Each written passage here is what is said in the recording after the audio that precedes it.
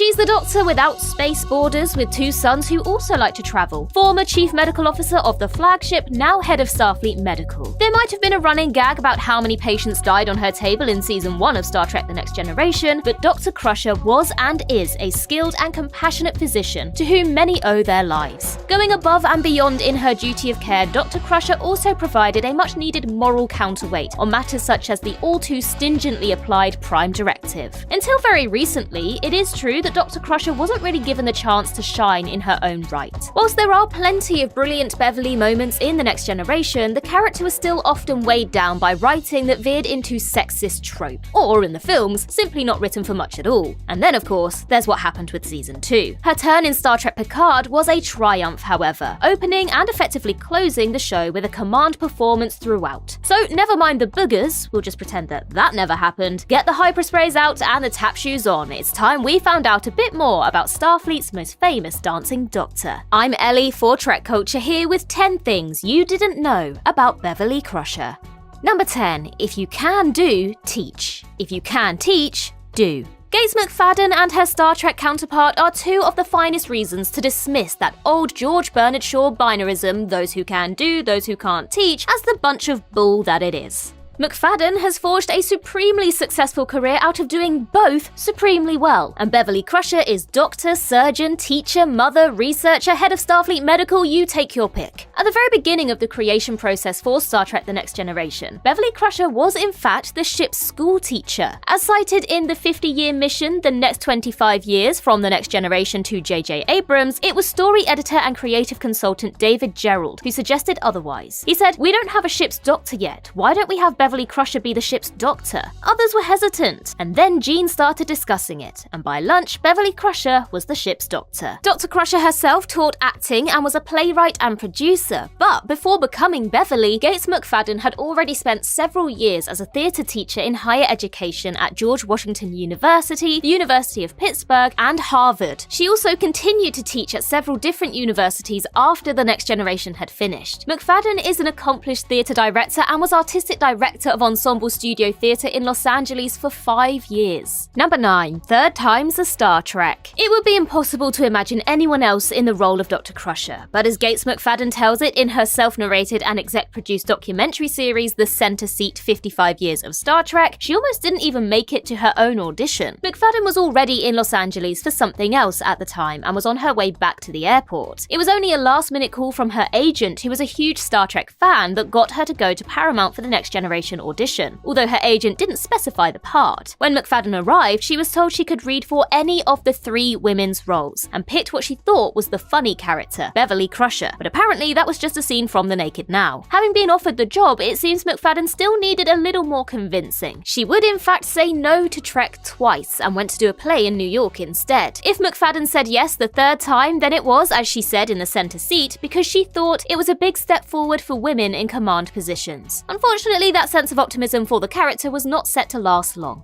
Number 8. A season too short. Star Trek The Next Generation got off to a very rocky start. Its debut season was hit and miss, but mostly miss. Behind the scenes, cast and crew were dealing with the Maurice Hurley-Burley and being lawyered by Leonard Maislish. Denise Crosby went the way of Angry Armus, and Gates McFadden was fired, let go, or not asked back, depending on who you ask. The backstage turmoil was hardly a secret to the outside world at the time. In 1989, Cinefantastique ran a piece detailing in no uncertain terms the sturm and drang of the final frontier that had led to a creative exodus of writers and producers. Even legendary original series writer DC Fontana had left The Next Generation by October 1987. Nonetheless, McFadden appeared remarkably stoic about her departure. As she said in the Cinefantastique article, "I had a good year, made wonderful friends, did good work, and made some money." Behind such stoicism was the reality of the 1980s version of the 24th century, however. McFadden had expressed concerns about Beverly's disappointing interactions with Wesley and about certain sexist tropes she felt were present in scripts such as Angel 1 to writer-producer Maurice Hurley. As McFadden told Inside of You with Michael Rosenbaum, that really pissed him off. It was Hurley who was then reportedly responsible for her dismissal. Thankfully, fans began a year-long letter-writing campaign to bring Dr. Crusher back, and Patrick Stewart later rang McFadden to ask her to return for season 3. Number 7. Wesley's Mom.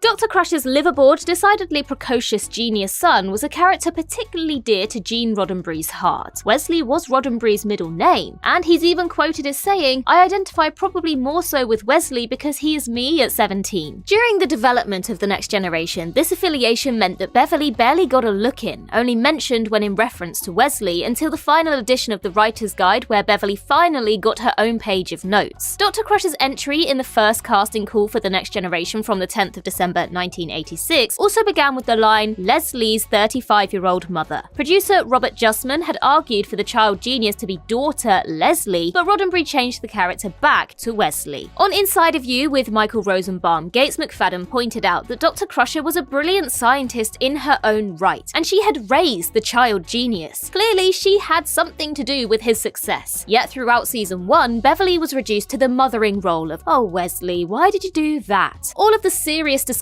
with Wesley went to the male characters. McFadden wasn't buying it. It really took until Star Trek Picard for all this to change, in that Beverly wasn't an addendum to son Jack, she had her own agency. As for Wesley, his mum quite literally had the last word, chronologically speaking anyway. Number 6. Le Docteur Danseur. In Data's day, Data famously asked Dr. Crusher to teach him to dance. The scene on the holodeck that eventually followed the question is now the stuff of Star Trek legend, and if Brent Spiner didn't quite do all the tap dancing, Gates McFadden certainly did. What you probably know by now is that the chaotic comedy, or at least the semblance of chaos, of that scene was choreographed by Gates McFadden. What you perhaps didn't know is that McFadden learnt the art in part by studying with renowned French actor, choreographer, mime, movement and mask artist Jacques Lecoq in Paris, on a scholarship no less, for over 2 years, and also returned to the States with him as his assistant at Harvard University. McFadden speaks French and has given interviews about Star Trek in the language. In 2018, she was guest star, for example, at Planet Fiction Convention in Marseille. She could probably teach Jean-Luc a thing or two, let's be honest. Before the dancing didactics with Data, McFadden was already pulling the strings as director of choreography and puppet movement for Jim Henson on the film Labyrinth, starring David Bowie. Before that, she had acted in the film The Muppets Take Manhattan and choreographed all the scenes that used Henson's Creature Shop creatures in the film Dreamchild. Fittingly, Dr. Crusher then appeared in parodic puppet form in Sesame Street's Spaceship Surprise: The Next Generation in 1994. Number 5. Beneath the Rose. If you're looking for notorious episodes of Star Trek, nothing holds a candle to Sub Rosa quite like the one it holds to itself. It's Ronan the Unfriendly Sex Ghost. Gates McFadden has gone through quite the journey with the Beverly Crusher sex episode, as she commented to Kate Mulgrew on her podcast Gates McFadden Investigates Who Do You Think You Are, saying, "This is the 7th season, and I thought, upon seeing the script, are you effing kidding me? You're telling me this woman, who is so smart, has come from a family where they've all been having sex with a lamp ghost? Now I'm so happy I did this episode because it's become a cult with younger people and everyone laughs at it. It's funny, you have to just laugh." And as Mulgrew said at the end of the podcast, "We really must have that martini and talk about that lamp. Long may it shine." Number 4. The Genesis device. As he flies with Riker to the Helios aboard the more than just borrowed shuttle from the Titan A, Admiral Picard pulls up Beverly Crusher's last known Starfleet medical profile. For the first entry under medical history, the star date is a little hard to make out, but it's 47653.2 either way. The text reads, "Near paralysis from unidentified venom, placed in stasis to prevent paralysis, reconstructive surgery required." Unidentified was perhaps a subtle clue to a still then undercover agent of Star Trek Picard Season 3, for we know exactly what, or rather whose, venom it was in Star Trek The Next Generation's Genesis. 'Twas Worf, dangerously de-evolving Worf. Dr. Crusher's screams as she writhed around on the floor in agony in that episode will no doubt haunt us forever, but there was a logical and altogether more off-screen reason for Worf's vicious venom attack. Stasis for Crusher was in the script to give Gates McFadden more time behind the camera for her Star Trek directorial debut. In doing so, McFadden also became the first female cast member to direct an episode, and the next female cast member to take the director's chair would be Roxanne Dawson for the Voyager episode Riddles. Number 3. Cheeseburger Liquor Party. Okay, so this one is extremely left of field, but then again, there could be no greater bit of maybe unknown miscellany nor ode to a character than Star Trek meets acid punk rock. This inspired fusion of genres is exactly the case for Seattle-based music group Beverly Crusher. If you've come for the Starfleet Medical Conference, you'll be getting a gig instead. Oh, and Cheeseburger Liquor Party is the title of Beverly Crusher's, the band's, first album, followed up by perhaps the more apt Pills, Pills, Pills. The eponymous homage came rather naturally as well. The lead vocalist bassist and guitarist for the band, had locked himself away one summer to watch Star Trek, as all of us have quite literally done, and decided that Beverly Crusher would probably make a good band name. And it did. The name does mean that Wilson's fellow band members got to introduce themselves in rather comedic and good-natured fashion. Hey, I'm Sam Styles, I cook and play drums for Beverly Crusher. And my name is Max Styles, I play bass in Beverly Crusher. The real Beverly Crusher was more used to string quartets and piano recitals aboard the Enterprise, but we get the feeling that she was more hardcore than that. As Gates McFadden told the Shuttlepod show, she has always wanted to learn how to play the drums. Perhaps a collab with her on-screen's off-screen namesake? Number 2, Crusher 22 Beta Charlie. Throughout the run of the Next Generation movies in particular, and arguably during the show itself, Dr. Crusher wasn't given an awful lot to do. In Star Trek Generations, the character was essentially just a punchline for Data's emotional development. In Star Trek First Contact, she activated the EMH, gave her command code, and not much more. In Star Trek Insurrection, Crusher had a couple of lines, and then there was that bit about boobs. In Star Trek Nemesis, well, blink and you'll miss her. It's also telling that in amongst the deleted scenes in Nemesis, although there are quite a few, lies the one that would have explained what Crusher did next, i.e. go back to work at Starfleet Medical. That could never be canon now anyway, as in Star Trek Picard, Beverly remained on the Enterprise E until 2381, not long after coitus and callback on Casperia Prime. Wait, so I was in those films? Gates McFadden remarked tongue-in-cheek during a panel alongside Patrick Stewart, Michael Dorn and Jonathan Frakes ahead of Season 3 of Picard. In fact, expressly disappointed by how Dr. Crusher was portrayed, McFadden went on to say, "So I'm thrilled with what's going on now." Number 1, the butterfly effect. For Season 3 of Star Trek Picard, Beverly Crusher was back, and she was bloody badass from beginning to end. From the pump-action phaser rifle to the volleys of photon torpedoes, via the DNA and Nebula Gravity Well detective work, practical and caring parenting, and general doctoring, this was a fully rounded Crusher at her very best. Well, that said, it was all probably a tap dance in the park for someone with her abilities. Gates McFadden has spoken openly about the fact that she didn't want to return to Star Trek unless the role was different. Fortunately, for all of us, the way of doing things on Picard was diametrically opposed to the Next Generation Season 1 approach. As McFadden told TrekMovie.com, showrunner Terry Matalas called her well in advance of filming to explain his story idea and ask her for her input. The pair then communicated for several months because, as McFadden noted, "I just wanted to make sure that it was really going to be a story in which Crusher was really used." The effects of Picard's third season are still being measured. For Dr. Crusher, what began with a move back to Earth and to London to protect her son ended in battle with rogue changelings and the Borg Queen, their defeat and a joyful return to Starfleet. Even the smallest of actions in life can make a legacy. So for the character that finally got to change the most, let's hope that butterfly continues to flap its wings. She's everyone's favourite Betazoid, and she's actually just a little bit deadly. She's Deanna Troi, and today we're going to go through all these cool little tidbits about her. But before we watch this video, make sure that you check out the original article by the wonderful Jack Kiley. Yous are stunning, yous are wonderful. I'm Sean Ferrick for TrekCulture, and here are 10 things you didn't know about Deanna Troi. Number 10. The role first went to Denise Crosby. Before filming began on Star Trek The Next Generation, the producers were set on casting Denise Crosby in the role of Deanna Troi, and at the same time, Marineus was reading for the part of Masha Hernandez, who later became Natasha Yar. Crosby admitted that she had difficulties with her fit for the role, not quite grasping, as she once stated, the gobbledygook and weird concept of a Betazoid. It was Gene Roddenberry who eventually swapped the roles. It was decided that Sirtis was a better fit for the part of the empathic Troi. In Crosby's words, citing Roddenberry however, she, the actress, was just this kind of American Golden Girl compared to the more exotic otherworldly element that was wanted for Troi. In any case, the switch happened not a moment too soon. When Sirtis got the call confirming she got the part, her US visa was due to expire that very day. The actress was packing her bags, a little dejected, for a return to her hometown of London. Thankfully, the rest is history. Had Roddenberry not changed things, perhaps Troi, and not Yar, would have met her end at the hands, gloopy pseudo-appendages, of the grumpy old prankbait Armus. Number 9. Character constructs, not a total recall.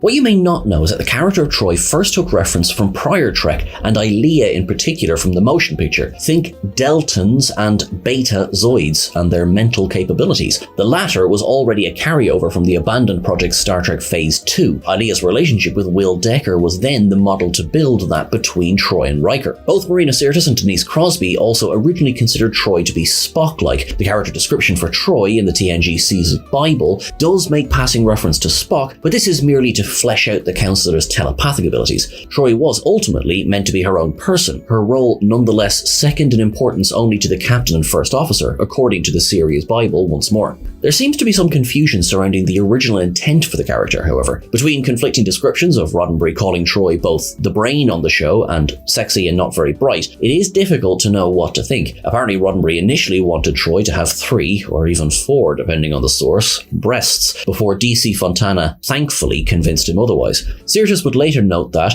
with the costume changes of season 1, when Troi got cleavage, she lost her brain matter, then only really gained some back when she regained the uniform. Number 8. She nearly didn't make it past season 1 of TNG.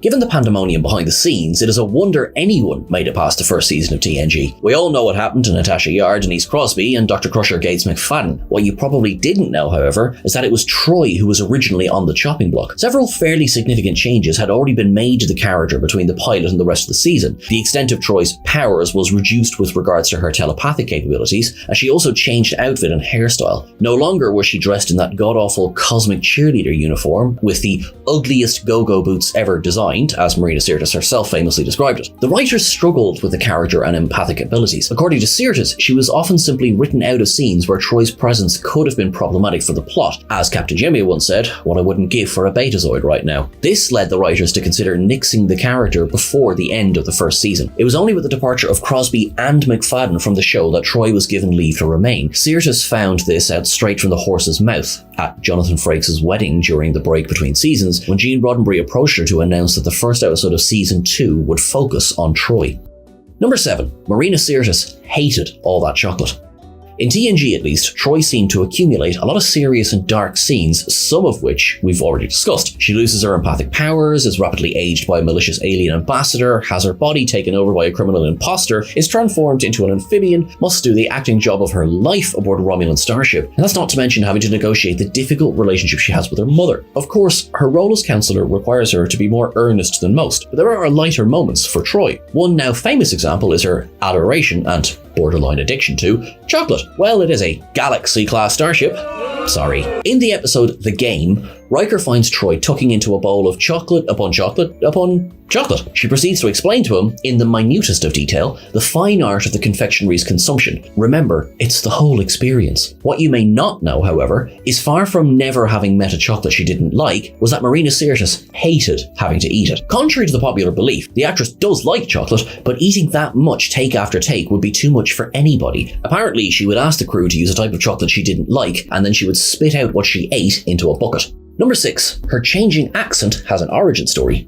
The original casting call for Troi, not without a few uncomfortable of-the-time aftertastes and cliches in all its pan-European vagueness, states that Deanna is probably foreign, anywhere from Italian, Greek, Hungarian, Russian, Icelandic, etc., with looks and accent to match. Marinacus, who was born in London, east and then moved north, to Greek parents, is fluent in Greek, is skilled at accents, and was tasked at creating a Betazoid one for Troi. She opted for a mixture of Eastern European and what she drew from the accent of an Israeli friend. Problem with this is that when we met Troi's Betazoid mother, Loxana, she sounded, for want of a more precise description, American. Sirtis was then told that Deanna got her accent from her father, but when we meet him, he also sounds generic American. The actor hails from Texas, so that didn't fit either. Understandably a bit frustrated, Sirtis eventually just switched to something more mid-Atlantic as the series and films progressed, at times closer to her native North London, and at other times more American. The actress stated that if she could change one thing about her time on TNG, I wouldn't give Deanna a foreign accent, even though her mother is a Betazoid.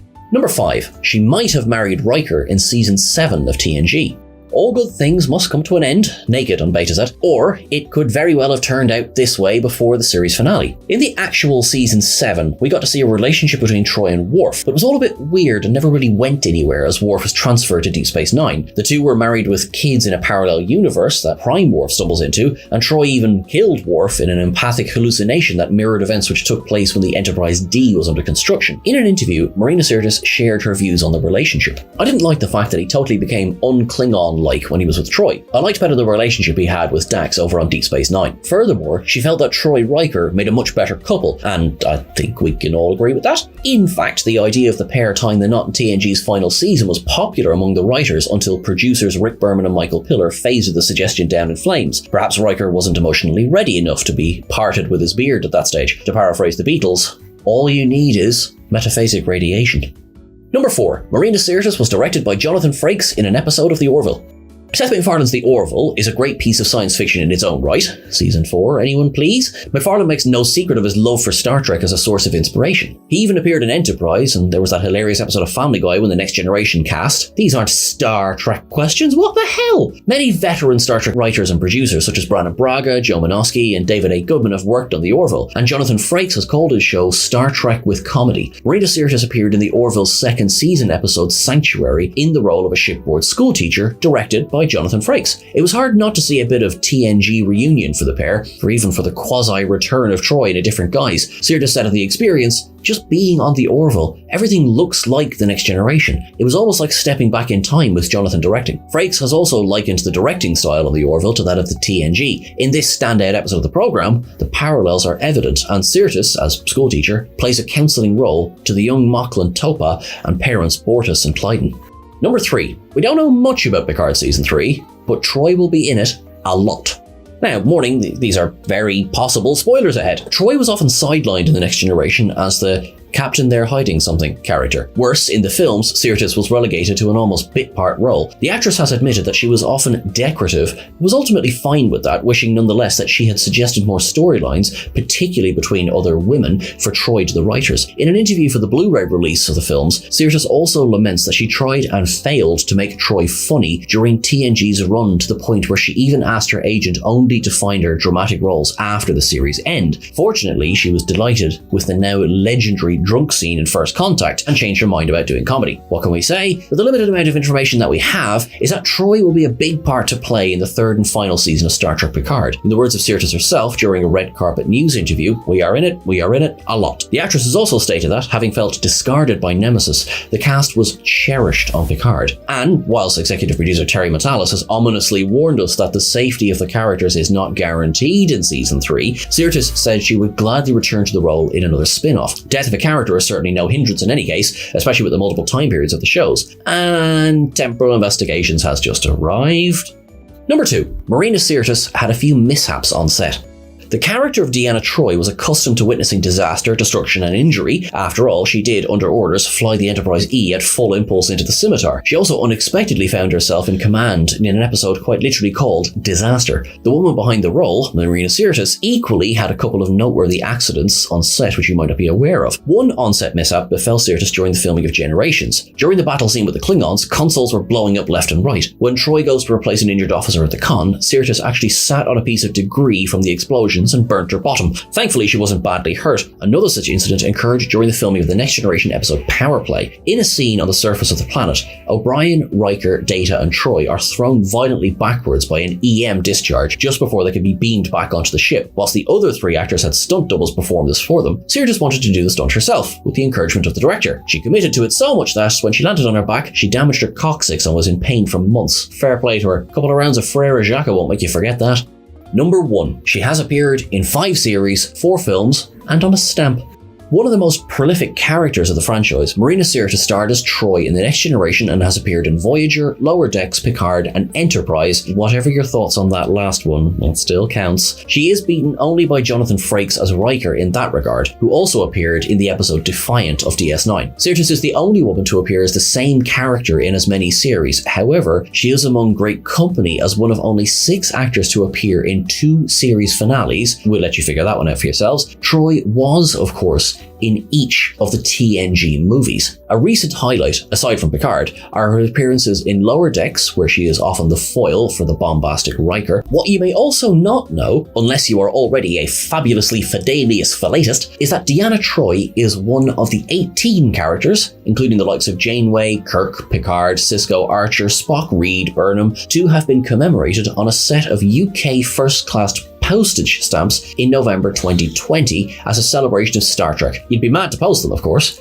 but it would make for some epic snail mail. Data is one of the most beloved characters in Star Trek, as well as sci-fi in general. His top-notch writing combined with Brent Spiner's acting style to create a truly unique take on the classic Pinocchio character trope. Throughout his life, Data's main goal in life was to become more human by observing and learning from the humans around him. He made a lot of progress in this journey over time, and by the end of the third season of Picard, has become closer than ever before. Despite his popularity in the fanbase, there are many things that fans may have forgotten about Trek's star android. In this list, we're going to discuss some of these details and what they mean to Data's character as a whole. Along the way, we'll learn a lot about what made Data so special to so many fans. With that in mind, I'm Sean Ferrick for TrekCulture, and here are 10 things you didn't know about Data.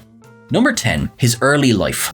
Data's first memories were wiped shortly before he was deactivated and left behind on Omicron Theta. Eventually, he learned about his early life when he was reunited with the android of his mother, Juliana Tainer, in the Next Generation episode Inheritance. Juliana, along with her former husband, Dr. Noonien Soong, created Data and the other Soong-type androids, though Noonien typically receives all of the credit. Juliana was the one who decided to program Data to enjoy art and music, an interest she shared. After dealing with Lor's emotional problems, Juliana wanted their next creation to have an outlet to express himself. Some of her ideas were shot down by Noonien, however, like the idea to make Data in female form. Noonien, of course, favoured making these androids in his own form. We also learned in Inheritance that Data really didn't like wearing clothing in his early life. Apparently, he didn't see a need for clothing since the temperature and weather didn't affect him, so he just walked around naked for a time. The other residents of the colony weren't too impressed by this phase of Data's life, so the Soongs wrote him a modesty subroutine to correct his behaviour.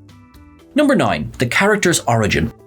When creating Data, the Next Generation staff took inspiration from several characters who came before. Pinocchio is an often mentioned example, an artificial life form struggling to be a real boy. Other inspirations include a Vulcan named Zon, who was planned to appear in the aborted series Star Trek Phase 2, as well as the childlike android Questor from the Questor tapes, a movie Gene Roddenberry and Gene Kuhn created in the 70s. Others view Data as the Next Generation's Spock character. Both Data and Spock stand out with their lack of emotions, but the characters can also be viewed as opposites in a way. When the two met in the episode Unification, they discussed how their journeys mirror each other. Data was completely devoid of emotions and always wanted to become more human, whereas Spock was half human and struggled to follow a traditional Vulcan way of life. In this way, they couldn't be more different, each avoiding what the other wanted so much. Number 8. His language abilities.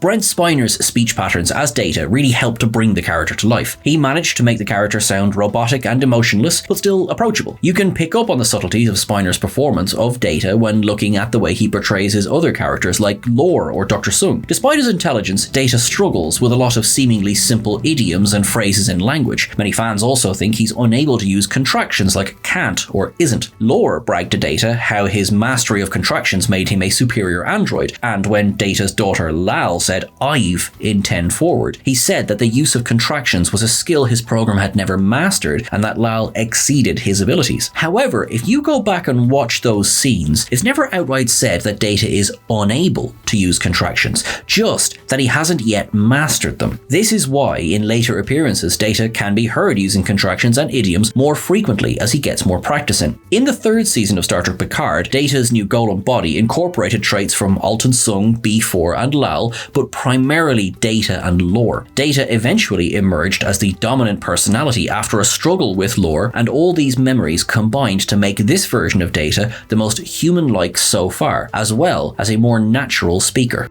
Number 7. His mannerisms. In the past, Brent Spiner has said that when he was initially cast to play an emotionless android, he was worried about being limited as an actor. But Spiner was able to do so much within these restrictions. His portrayal of the character encouraged the writers to include him in more stories, helping Data become one of the most beloved characters in Trek. A detail that stands out is Data's curious head movements. The way he quickly moves his head as he calmly studies his surroundings always came off as very measured and robotic. But according to Spiner himself, these iconic mannerisms weren't entirely intentional. We've heard a lot of make-up horror stories from Trek actors, and Spiner is no exception. At conventions, Spiner has explained that shortly into filming his scenes in The Next Generation, his makeup would begin to smear on his contact lenses, clouding up his vision and forcing him to move his head in that way to see better. While this must have been an absolutely terrible condition to work under, Spiner says that it actually informed the character in a way. Number 6. His strangest upgrade. A benefit of Data's original android body was that he could add upgrades slowly over time to exceed his limitations. One of these upgrades was the flotation system he used in Star Trek Insurrection. Before this upgrade, Data was too dense to float in water, a fact he apparently learned the hard way. In the second part of the Next Generation episode Descent, we learned of a time when Data was out sailing with Geordi when he decided to go swimming for the first time, only to immediately sink to the bottom of the lake. He was then forced to walk over a kilometre to the shore and spent the next 2 weeks trying to get the water out of his servos. In Insurrection, when Data, Picard and Anij jumped out of the holoship into the water, Data initially sank to the bottom, before rising to the surface and announcing, "In the event of a water landing, I have been designed to serve as a flotation device." It's a silly little scene, but it also shows how Data's abilities have evolved over time. Number 5. His problem with art. As we mentioned earlier, Data's mother, Juliana, felt that Data should have an outlet to express himself, so she programmed him to enjoy art. He experimented with music, painting, poetry, and more, but he ran into a strange issue with all of his artistic endeavours. All of his art was highly skilled and technically perfect in every way, but his lack of emotions made his early work seem kind of passionless at times. This issue was most noticeable in the poem he wrote for his cat, titled Ode to Spot. Felis catus is your taxonomic nomenclature, an endothermic quadruped, carnivorous by nature. Your visual, olfactory, and auditory senses contribute to your hunting skills and natural defenses. By coming from a less emotional perspective, Data was actually able to create a very unique style of poetry. While it may lack the passion of human poetry, the technobabble and the strict adherence to rhyme structure showcase Data's personality, much like his other works of art. Number 4. Captain of the Enterprise? Star Trek Nemesis left Data's fate somewhat unclear. His body was of course destroyed along with Shinzon's ship, but before this, he downloaded his memories into the positronic brain of his brother, B4. For years after Nemesis, fans speculated that Data could return in B4's body. At the end of the film, B4 even began singing Blue Skies, the same song Data sang at Will and Deanna's wedding. This theory was then bolstered with the release of the Star Trek Countdown comic series, which portrayed a resurrected Data becoming Captain of the Enterprise E. Recently, however, Star Trek Picard has contradicted some of the elements of that comic series. In the first season of Picard, we learned that B4's brain wasn't sophisticated enough to hold Data's memories and personality. Most of him was lost, but the information in B4 was later used to preserve the essence of Data's consciousness in a kind of afterlife simulation. At the end of the season, Data asked Picard to allow him to die naturally to complete his journey, so the simulation was terminated. Ultimately, dying twice wasn't enough to keep Data down, as Dr. Alton Sung was eventually able to extract even more information from B4, helping him to bring Data back to life a second time inside a new Golem body. While it's a shame he hasn't got to captain the Enterprise, yet,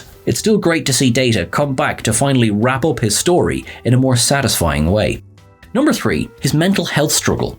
Data's journey of self-discovery was not always an easy path. Even without experiencing emotions, he ran into a lot of hardships that took him to some very dark places mentally. Data talked about his mental health experiences with Geordi in the Next Generation episode Eye of the Beholder. While the two were discussing the apparent suicide of a crew member named Lieutenant Kwan, Data realized that he had experienced similar feelings of hopelessness in his past. When he was first activated, he became overwhelmed by his emergent sentience and the feeling of his neural pathways developing and becoming more complex. It was an extremely difficult process, and at one point Data considered shutting himself down to start over again. In a way, he considered ending his own life because he thought it would be easier. Fortunately, Data came to a very important decision that stopped him from going through with the procedure. He chose to view the problems he was having as challenges to overcome rather than obstacles to avoid. The simple change of mindset helped him overcome his hopelessness and turn it into something empowering. The best part about this scene was the way Geordi immediately stopped what he was doing and turned all of his attention to Data. Geordi was of course concerned when Data began talking about these feelings, but he was clearly proud of his friend and overcoming his struggles and learning from them. Geordi has always been an amazing friend.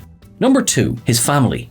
Data was the 5th Sung-type android, the first 3 being B4 and 2 other unnamed prototypes. These early androids were much less sophisticated and struggled to grasp even basic concepts. Lore came next, but his personality was dangerous and chaotic. He eventually summoned the crystalline entity to destroy the Sung's colony, then later went on to cause trouble for the crew of the Enterprise D. When Data was made, the other colonists severely doubted that he would function as Dr. Sung intended, but he turned out to be the most stable android yet, although completely devoid of emotions. Noonien Sung also created an android of his wife at the time, Juliana, so Data's mother became an android too. She was even more lifelike than Data and lived her life believing fully that she was human. In the first season of Picard, we learned that Data also had a human brother all this time. Noonien Sung's son, Altonson. Alton, along with Bruce Maddox, went on to create the Coppelius androids, more realistic synthetic lifeforms derived from just one of Data's positronic neurons salvaged from his brain. These new androids could be viewed as Data's children in a way. Some, like Fred from Discovery's 5th season,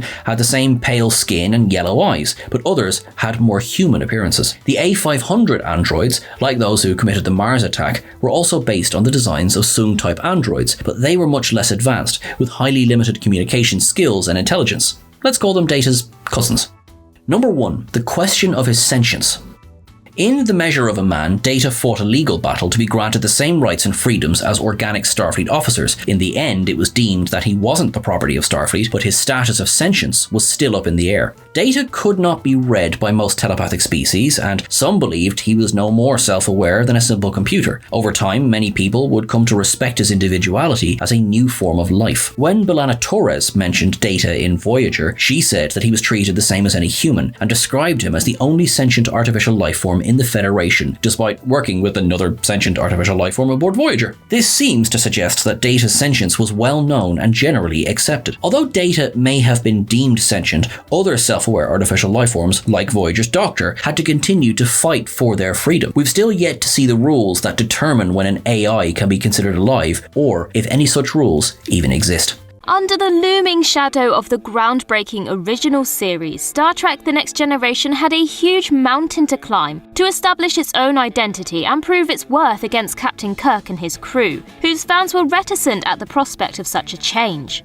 In a deliberate move against the rough and ready space Lothario of Kirk was new Captain Jean-Luc Picard, a measured and stoic officer who valued reason and ethics above all other considerations. Not wanting fans to be turned away by a car-sipping tea and debating morality, the writers created a successor to Kirk's bombastic character with Commander William Riker, Picard's first officer, and a tall glass of suave trombone-blasting charm. Going on to become a fan favourite once he grew the beard, that is, Riker holds a special place in fans' hearts with his wry smile, quick wit, and natural way with women of all species. Debuting in 1987 and still making appearances today, Riker's extensive history is full of a fair few bits of trivia and little-known facts to whet the appetites of deep Trek nerds, and these are just some of them. So with that in mind then, I'm Ellie with TrekCulture, and here are 10 things you didn't know about Will Riker. Number 10. William Decker, the Proto-Riker. Following the conclusion of the original series, fans were desperate for more, and Paramount heeded the call by immediately putting Phase 2 into production. Taking the DNA of the original series and pushing it forward, the show was to follow a refitted Enterprise and pair old favourites with brand new cast members, as the Enterprise continued its mission across space after the curtailing of its first run. Whilst James Kirk would carry on in the captain's chair, Leonard Nimoy declined to revive the role of Spock, and new First Officer William Decker was created. When Phase 2 was summarily canned due to poor advertising prospects, elements from the Decker character were repurposed for Commander Riker, including his first name, role aboard the ship, general character demeanour, and even a lost love subplot with a fellow crew member, which carried over to Riker's romance with Deanna Troi. Elements of Phase 2 were incorporated into the original motion picture, including Decker, but had it gone ahead, we may have seen a totally different Will Riker on the bridge of the Enterprise D. And who wants to live in a world like that? Number 9. Jonathan Frakes had some serious competition. Although fans would struggle to think of anyone other than Jonathan Frakes playing the role of Riker, during the casting process in The Next Generation's gestation, he was just one of a horde of actors considered for the role. Notable candidates included Billy Campbell, James Horan, Christopher McDonald, Eric Pierpoint, Eric Anderson, and Vaughn Armstrong, who would each go on to appear in other Star Trek roles across the series, as well as recurring Star Trek stalwart Jeffrey Combs. After 7 auditions over 6 weeks, having to impress both Roddenberry and various studio execs, Frakes was given the role and Star Trek history was made. Number 8. They named him after Kirk. Sort of. In the earliest days of his conception, the character of Riker was designed to be analogous of Captain Kirk, as a way of easing fans' transition into the new series. Parallels were obvious in his demeanour, particularly in a romantic sense, and attitude. But to go one step further, writers decided to give him the same middle initial. The T was established early on as a means of creating this link to James Tiberius, although it would be nearly 6 years later that writers settled upon Thomas and introduced the duplicate Lieutenant Riker in the episode Second Chances. Prior to this, the production staff had been discussing potential names for years, including Thelonious after jazz musician Thelonious Monk and the more baffling Tecumseh. As great as a name reflecting Riker's trombonistic love of jazz would have been, settling on Thomas ended up being the simplest choice, and after 6 years of waiting, fans finally found out what that mysterious T was all about.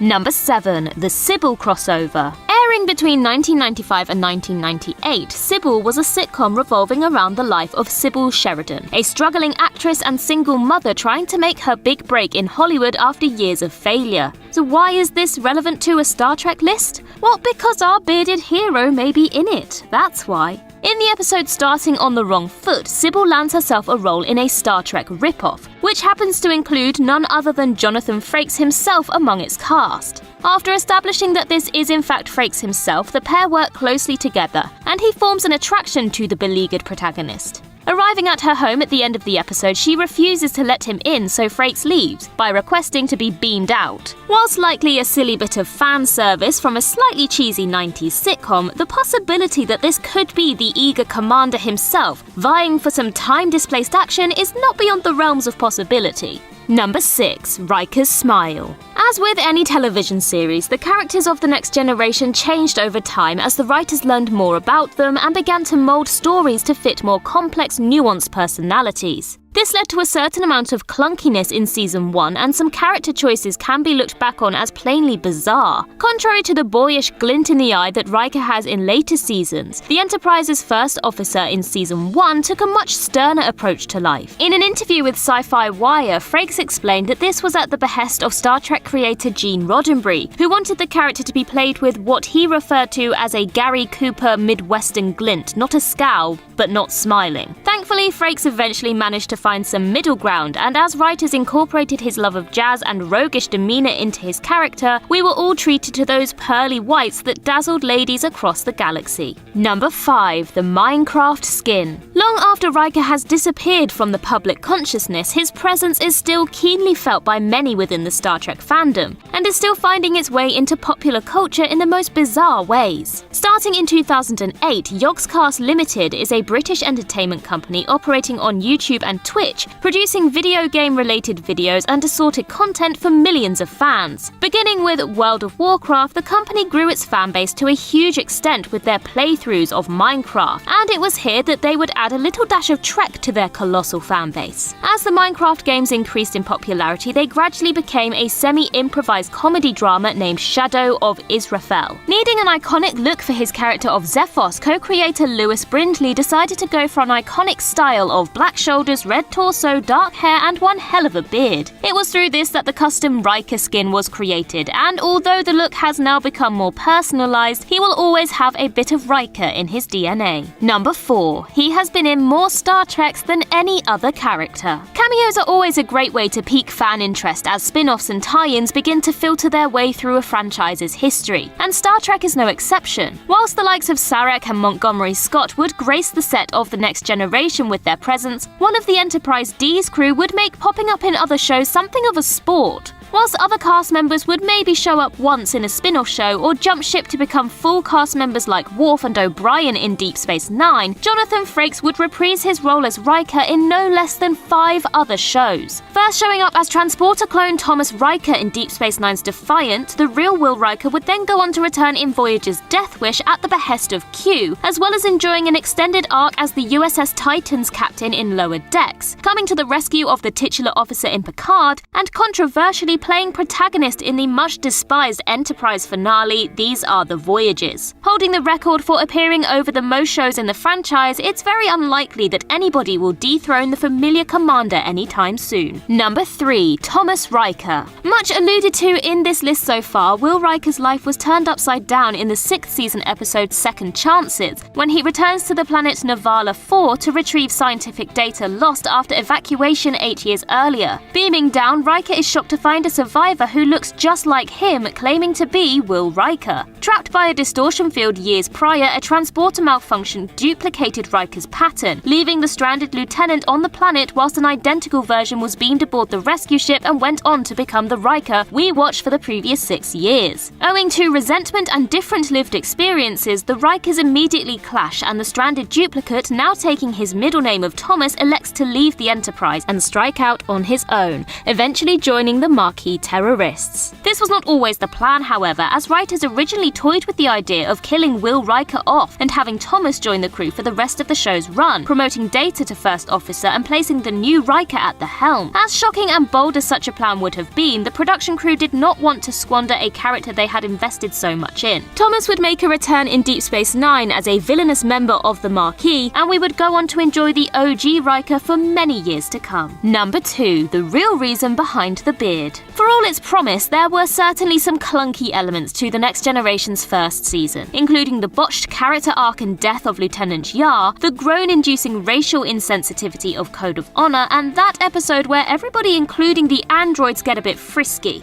It's fair to say that the show was not firing on all cylinders going into season 2, but 2 key things about the show were about to change. Whilst jumping the shark is a popular phrase for describing a failing show running out of ideas, coined from Happy Days when Fonzie literally stunt-jumped over a shark, the phrase growing the beard is less well known, as a concept for when a perceived increase in quality corresponds with a character growing a beard. Sure enough, season 2 onwards proved to be a roaring success for the new Trek show, and all of these episodes included a now bearded Riker. Whilst we can't guarantee that the two events are related, their concurrences has led to many people referring to growing the beard as Riker's beard. In universe, Riker explains that he thinks it makes him look more his own age, but Frakes has gone on to say that he simply dislikes shaving and that Roddenberry liked the look so much on day 1 filming season 2 that he decided to write it in. Did this beard save the show? Maybe. Does anyone prefer the beardless Riker? No. Number 1. The Riker Maneuver. Of his many accolades and achievements, one thing Captain Picard will always be remembered for is the Picard Maneuver, a technique of jumping to warp for a split second to create a duplicate after image of your ship and disorient the enemy during battle. Much like his captain, Commander Riker had his own maneuver, one which has delighted and baffled fans for years. The Riker Maneuver, as it has been affectionately titled, refers to Riker's curious habit of mounting chairs as if they were a wandering steed, placing his hand upon the back and vaulting one leg over and swinging the other round to follow. Nobody on the Enterprise appeared to bat an eyelid at this frankly bizarre way to approach the mundane task of sitting. Although no in-universe reason was given for this peculiar idiosyncrasy, the maneuver itself stems from a back injury sustained by Frakes during a previous career moving furniture. This injury also accounts for Riker's tendency to sit forward in his chair on the bridge or stand with an arm or leg propped up on nearby pieces of set. Posted on Reddit and confirmed by Will Wheaton, the move has become somewhat of a running gag within Trek, and now that you know, you will never not see it. Played by the A-Team's Dwight Schultz, Reginald Barkley III, or Reg for short, is one of Star Trek's fan-favorite characters. Schultz puts this down to the fact that he's not the shining example of Starfleet perfection that makes up the majority of 90s Star Trek crews. He's shy, a bit nerdy, and struggles to form social connections with people. He prefers to escape into the fictional world rather than confront the real one, all of which are things I feel a lot of us can relate to. Barkley proved so popular after his first appearance that he appeared in 4 subsequent episodes of Star Trek The Next Generation, and later played an integral part in getting the Voyager crew back to the Alpha Quadrant. He appeared in 6 episodes of Voyager, and also got to meet one of his heroes when he shook hands with Zefram Cochrane in Star Trek First Contact. All of this is widely known, but there are small character moments that are easy to forget, or behind-the-scenes stories that shed more light on the creation of the beloved Enterprise crew member. So, with all that in mind, I'm Bree from TrekCulture, and here are 10 things that you didn't know about Lieutenant Barkley. Number 10. He has something in common with 7 of 9. Reg Barkley suffered a few physical and mental ailments in his time on the Enterprise. One of these was an addiction to the holodeck, dubbed Hol Addiction or Hol Addiction. Given the opportunities presented in Star Trek's holographic technology, it's surprising that this wasn't a more common affliction in the 24th century. Struggling to form connections with other members of the crew, Barkley retreated into a fantasy world where he could be the charming, romantic hero he wanted to be. Barkley is helped with his addiction by Geordi LaForge and Deanna Troi, who help him form real-life connections with his crewmates. His obsession with finding the missing USS Voyager leads to a relapse in the season 6 episode Pathfinder, when his obsession leads him to create a fully functional replica of the ship and its crew. In Voyager season 7, Hol Addiction grips 7 of 9 when she too becomes obsessed with a holographic representation of Voyager and its crew. In Human Error, 7 attempts to improve her social skills but becomes increasingly overwhelmed by the emotions that these new connections stir up. 7's obsession alerts the attention of Janeway, who chastises her for spending too much time on the holodeck instead of fulfilling her duties. That's a bit rich from a woman who once deleted a handsome hologram's wife. Number 9. He loved the Three Musketeers. Reg Barkley's love for the Three Musketeers is, of course, well documented in the TNG episode Hollow Pursuits. When he confronts his holo addiction, Reg deletes the Three Musketeers simulation, but that clearly wasn't the end of his connection to the classic novel by Alexandre Dumas. In the DS9 episode Image in the Sand, Worf and O'Brien reminisce about their time on the Enterprise, in an attempt by the latter to comfort his friend over the death of his wife Dax. In this, the subject of Barkley and his Three Musketeers program comes up, but surely this is impossible. While the simulation may have entered legend aboard the Enterprise, the pair's assertion that Barkley often asked crewmates to join him in the Three Musketeers program suggests that he resurrected it, though he probably did so by removing the problematic representation of Deanna Troi and his fellow crewmates. It's heartwarming to imagine Reg Barkley sharing his holo programs with the Enterprise crew instead of hiding out in them. It's also funny to imagine the likes of Worf and O'Brien attempting to duck invitations to Barkley's swashbuckling adventure game nights. Number 8. He has an unfortunate nickname.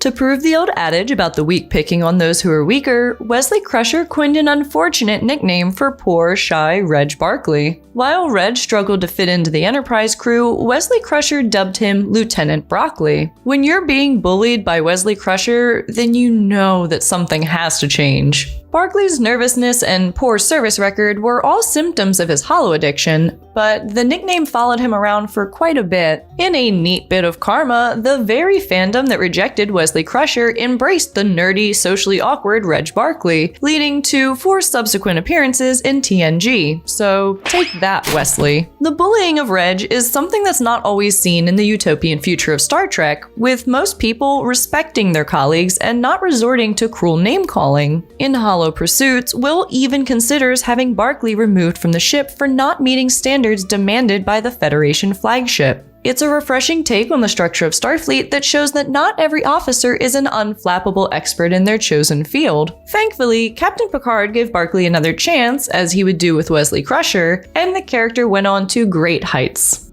Number 7. The TNG writers struggled to bring him back. Reg Barkley was an instant hit, due both to the writing of this relatable, realistic character and to the great performance by Dwight Schultz. Plans were immediately set in motion to bring Barkley back for another episode of TNG, but there was a problem. So wonderful was the character that the writers didn't want to bring him back just for the sake of it. Instead, they agonized over how to bring him back. They wanted the character to develop rather than be stuck in the mold of a nervous Starfleet officer with a holodeck addiction. It took the writer's room the better part of a year to find the perfect Reg Barkley story, Season 4's The Nth Degree. This was a favorite episode of Dwight Schultz and Barkley fans alike. In it, Barkley's intelligence is subsequently improved by an alien force attempting to make contact with the Enterprise. It was the perfect evolution for the character, who had moved past his anxieties by becoming an actor and super intelligent Starfleet officer. At the end of The Nth Degree, Barkley is disappointed at being returned to his usual self, but he's reassured by Troi and Geordi in a touching scene that hints that he still has some residual intelligence left from his encounter. Number 6. He has a cat called Neelix.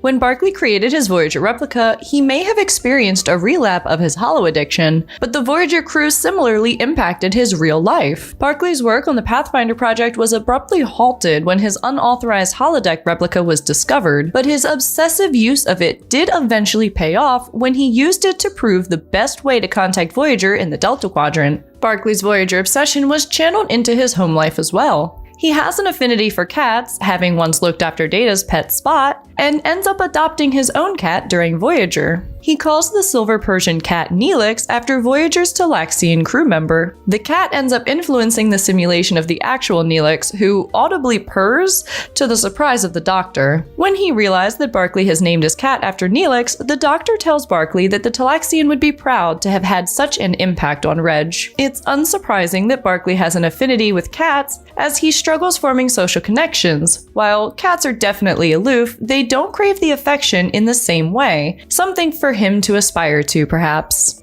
Number 5. The character was the brainchild of Gene Roddenberry.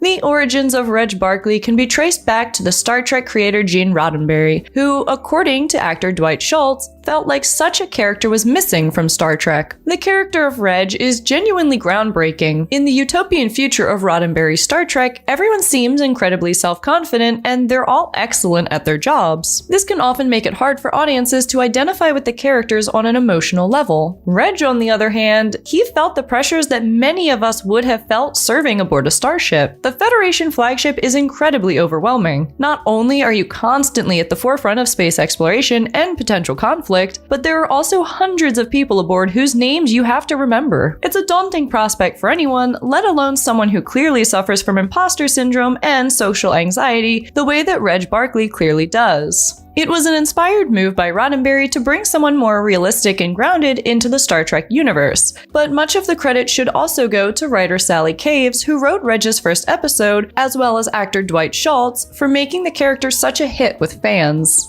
Number 4. He has an illness named after him. Reg Barkley has quite the medical history: Hol Addiction, transporter phobia, and hypochondria. The latter led him to self-diagnose with transporter psychosis and Tyrrellian death syndrome. He of course had neither of these conditions, but does have the questionable honor of having one particular illness named after him: Barkley's protomorphosis syndrome. It's something of a misnomer given that the disease was accidentally created by Beverly Crusher. What is it with the Crusher family holding grudges against Reg? The reason that protomorphosis syndrome was named after Barkley isn't that Dr. Crusher was avoiding blame, it's because it was intrinsically linked to a genetic abnormality in Barkley's body. This abnormality meant that when he was given a hypospray to activate dormant cells that could fight the flu, all of his dormant cells were activated. This caused a nightmarish transformation into a prehistoric creature which soon affected everyone else on the ship. Barkley blamed himself for the bizarre transformations of his crewmates, but Crusher reassured him that it was all down to her, before then offering to name the condition after him. Beverly really needs to learn to read the room. Number 3. Barkley was almost in TNG's Lower Decks.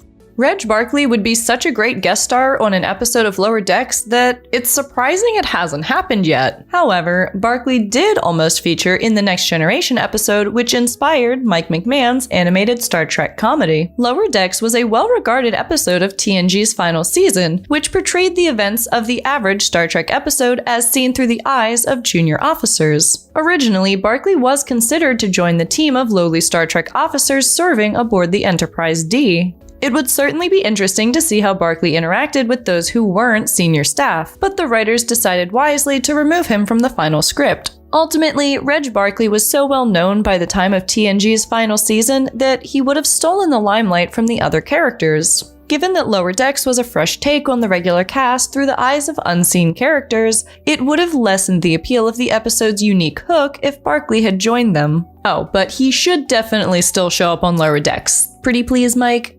Number 2. Dwight Schultz lobbied for the role of Reg.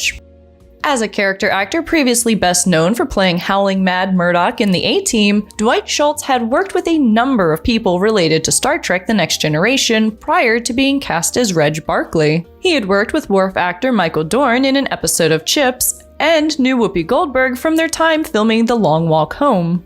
As a huge sci-fi fan, Schultz was keen to take on a role in Star Trek The Next Generation, and expressed his interest to TNG's executive producer Rick Berman. However, it was his friendship with Whoopi Goldberg that was instrumental in getting him the role of Barkley. She saw how great a fit Schultz was for the show and said as much to Star Trek producers. Schultz swiftly received a phone call from his agent about the role of Reg Barkley. As a Star Trek fan, who gets to take his place on the USS Enterprise, Schultz reflected that he was the lucky one chosen in an interview with TV Zone. It's that love of Star Trek and Reg's own self-conscious and nervous personality that resonated so well with fans, who got to live their own Star Trek fantasies vicariously through him.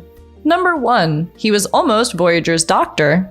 Reg Barkley would eventually play an integral part in bringing the Voyager crew back to the Alpha Quadrant, but he almost had an even larger role in the Star Trek spin-off. When Voyager was in development, an outline suggested that the show's holographic doctor could actually be based on Reg Barkley and could be played by Dwight Schultz. In this version of Voyager, Barkley would have left the Enterprise in TNG Season 7 to complete work on the Emergency Medical Hologram program. Sadly, Barkley never got his proper send-off in TNG's final season. It's unclear if this was due to actor availability or just the absence of a solid story with which they could say goodbye to him. In the end, they decided to create a completely new character for Voyager. However, Barkley would eventually have links to the EMH. A Barkley hologram was a built-in failsafe for the Doctor in the episode projections, and the real Barkley requested the EMH's help later in the series. In the episode Lifeline, Barkley teams up with the Voyager's Doctor to cure the EMH's creator, Louis Zimmerman, of a terminal illness. Given Barkley's reclusive nature, it's hardly surprising that the bedside manner of Voyager's Doctor left a lot to be desired. 10 things you didn't know about Ro Laren. Number 10. She was introduced to replace Wesley Crusher. Wesley Crusher is a character who has grown in popularity over the years, sort of as a scapegoat, but also becoming a bit of a mascot of early Star Trek The Next Generation. When Will Wheaton elected to leave the show in the show's 4th season, that left a gap on the bridge, which then was effectively filled by a sort of a rotating roster of lieutenants and ensigns. Going into the 5th season, Ro Laren was created by Michael Piller and Rick Berman as a character to not only fill the slot left behind by Wesley, but to introduce one who would be an ongoing face on the bridge, one who you would recognize and one who you would come to at least like, if not love. And they also knew from the beginning that this was going to be a female character. Michelle Forbes was brought back based on the strength of her performance as Dara, the daughter of Dr. Timmerson, who was played by guest star David Ogston Steers in the previous season's episode Half a Life. Number 9. She was created to be at odds with the crew and Gene Roddenberry's vision.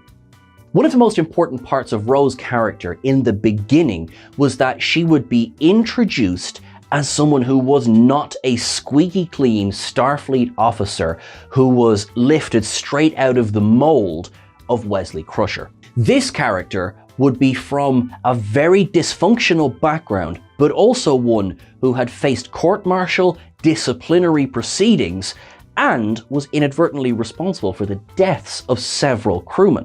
This was to set up an ongoing conflict between this character and the other main characters in The Next Generation, something that was a deliberate decision by Michael Piller and Rick Berman, but also a decision to step away from Gene Roddenberry's view of there could be no interpersonal conflict in the future. If you like, Ro Laren was one of the earliest examples of Star Trek as a franchise moving away from the Roddenberry era utopian idea of the future. Number 8. The Bajora makeup was created by Michael Westmore to suit Michelle Forbes. Now, Michelle Forbes became effectively the model for the Bajora makeup in the similar vein that Mark Alaimo had become for Gul Macet the previous year. Rick Berman, who basically knew an attractive woman when he saw one, went to Michael Westmore and said, "We have hired this absolutely beautiful person, please do not bury them in prosthetics." Michael Westmore created a piece of latex that would sit over Michelle Forbes' just there, right in the middle, there's a V that went there, and would then attach a ridged piece, 7 ridges to be exact, on her nose. This was designed in such a way that it would not obstruct her acting and it would be able to move with her facial expressions at any one time. With the directive, "Don't hide Michelle Forbes from the audience," the Bajoran makeup was born. Number 7. Disaster was out of character and everybody was disappointed. Ensign Rowe's second appearance in The Next Generation was in Disaster, the episode where the Enterprise basically hits a pothole and loses all power. With the command crew dotted throughout the ship, Rowe goes to the bridge believing herself to be the most experienced officer present. Upon arriving at the bridge, Rowe discovers that actually Deanna Troi, who holds the rank of Lieutenant Commander, is the most senior officer. What follows is quite a frustrating episode, really, because it's so out of character with what we see of Rowe for the rest of the Next Generation's run. She's very argumentative and combative and, frankly, dismissive of Deanna Troi. This, although being only her second appearance, already was very different from the Rowe we had seen previously, and thankfully different from the Rowe that would follow. Everyone agreed behind the scenes that this version of the character didn't work. Number 6. She nearly remained a child for the rest of the show. Rowe's only appearance in the 6th season of The Next Generation is in the episode Rascals. So, frankly, Michelle Forbes was brought in to do about half an hour's work one day, and hey, if you're going to get paid for it, no one's going to blame you. This, of course, is the episode where Rowe, Picard, Keiko O'Brien, and Guinan are all reduced in age to children due to transporter hickory-pickory. At the end of the episode, we don't see Rowe returned to her adult self. On screen, it's explained that she wants to spend a little bit more time as a child because she didn't get to enjoy her childhood having grown up in the Bajoran labor camps. There is a very sweet scene between Whoopi Goldberg's version of Guinan and this younger version of Rowe where they talk about there's no need to grow up straight away, we can do that later. This was left open-ended because the next time we see Rowe, it's the penultimate episode of The Next Generation, a full season later. There had already been a relationship between Guinan and Rowe set up in the first episode, Ensign Rowe, that pays off here. Guinan's acceptance of Rowe as an officer and a friend in that first episode helps Picard accept Rowe as well. That it would be Guinan to guide her through her perhaps remaining hours as a child in Rascals, it's really quite a sweet ending. Number 5. Yes, she was meant to be on Deep Space Nine, but Star Trek demands got in the way. When it came to Star Trek Deep Space Nine, it is not a secret at this stage that the character that would become Kierna Reese was originally going to be Ro Laren. There was a different shape for what they were going to do. For example, yes, Ro would befriend a local lawmaker, and as we saw, Kira and Odo, and be mentored by Jadzia Dax. We see a bit of that with Kira Reese and Dax. Less of a mentor-mentee, but Jadzia helping Kira to come out of her shell, for example, and enjoy life a little bit more. So you can see how that held over. Michelle Forbes, as we probably all know, didn't want to commit to what could have ended up being, a 4 or 5 year show. No one knew DS9 was going to go for 7 years, so if anything, it only confirmed her fears. It wasn't, however, just the filming that spooked her. It was the expectations that are placed on Star Trek actors as well. There is, by the time of the 90s, you've got conventions going on, you've got signings going on, you have got tours going on. There is a not small commitment that goes with being cast in Star Trek. It has been said time and time again that once you're cast in the Star Trek universe, you're part of the Star Trek family. But in the same way that when, it's time for my birthday, I'm expecting every one of my family to be there, there is a little bit of that in this story too. Number 4, preemptive strike was a last-ditch effort to get Ro back, despite having no story. up until a week before Preemptive Strike filmed, there wasn't a locked-in story. Now that is very interesting because Preemptive Strike, for me, is a top 10 episode of Season 7 of The Next Generation. Producers reached out once more to Michelle Forbes' agent. Now at this stage, we had had a season and a bit of DS9, and that whole back and forth of trying to get her as Kieran Nerys, or well, Ro Laren, had fallen down, and so relations weren't great.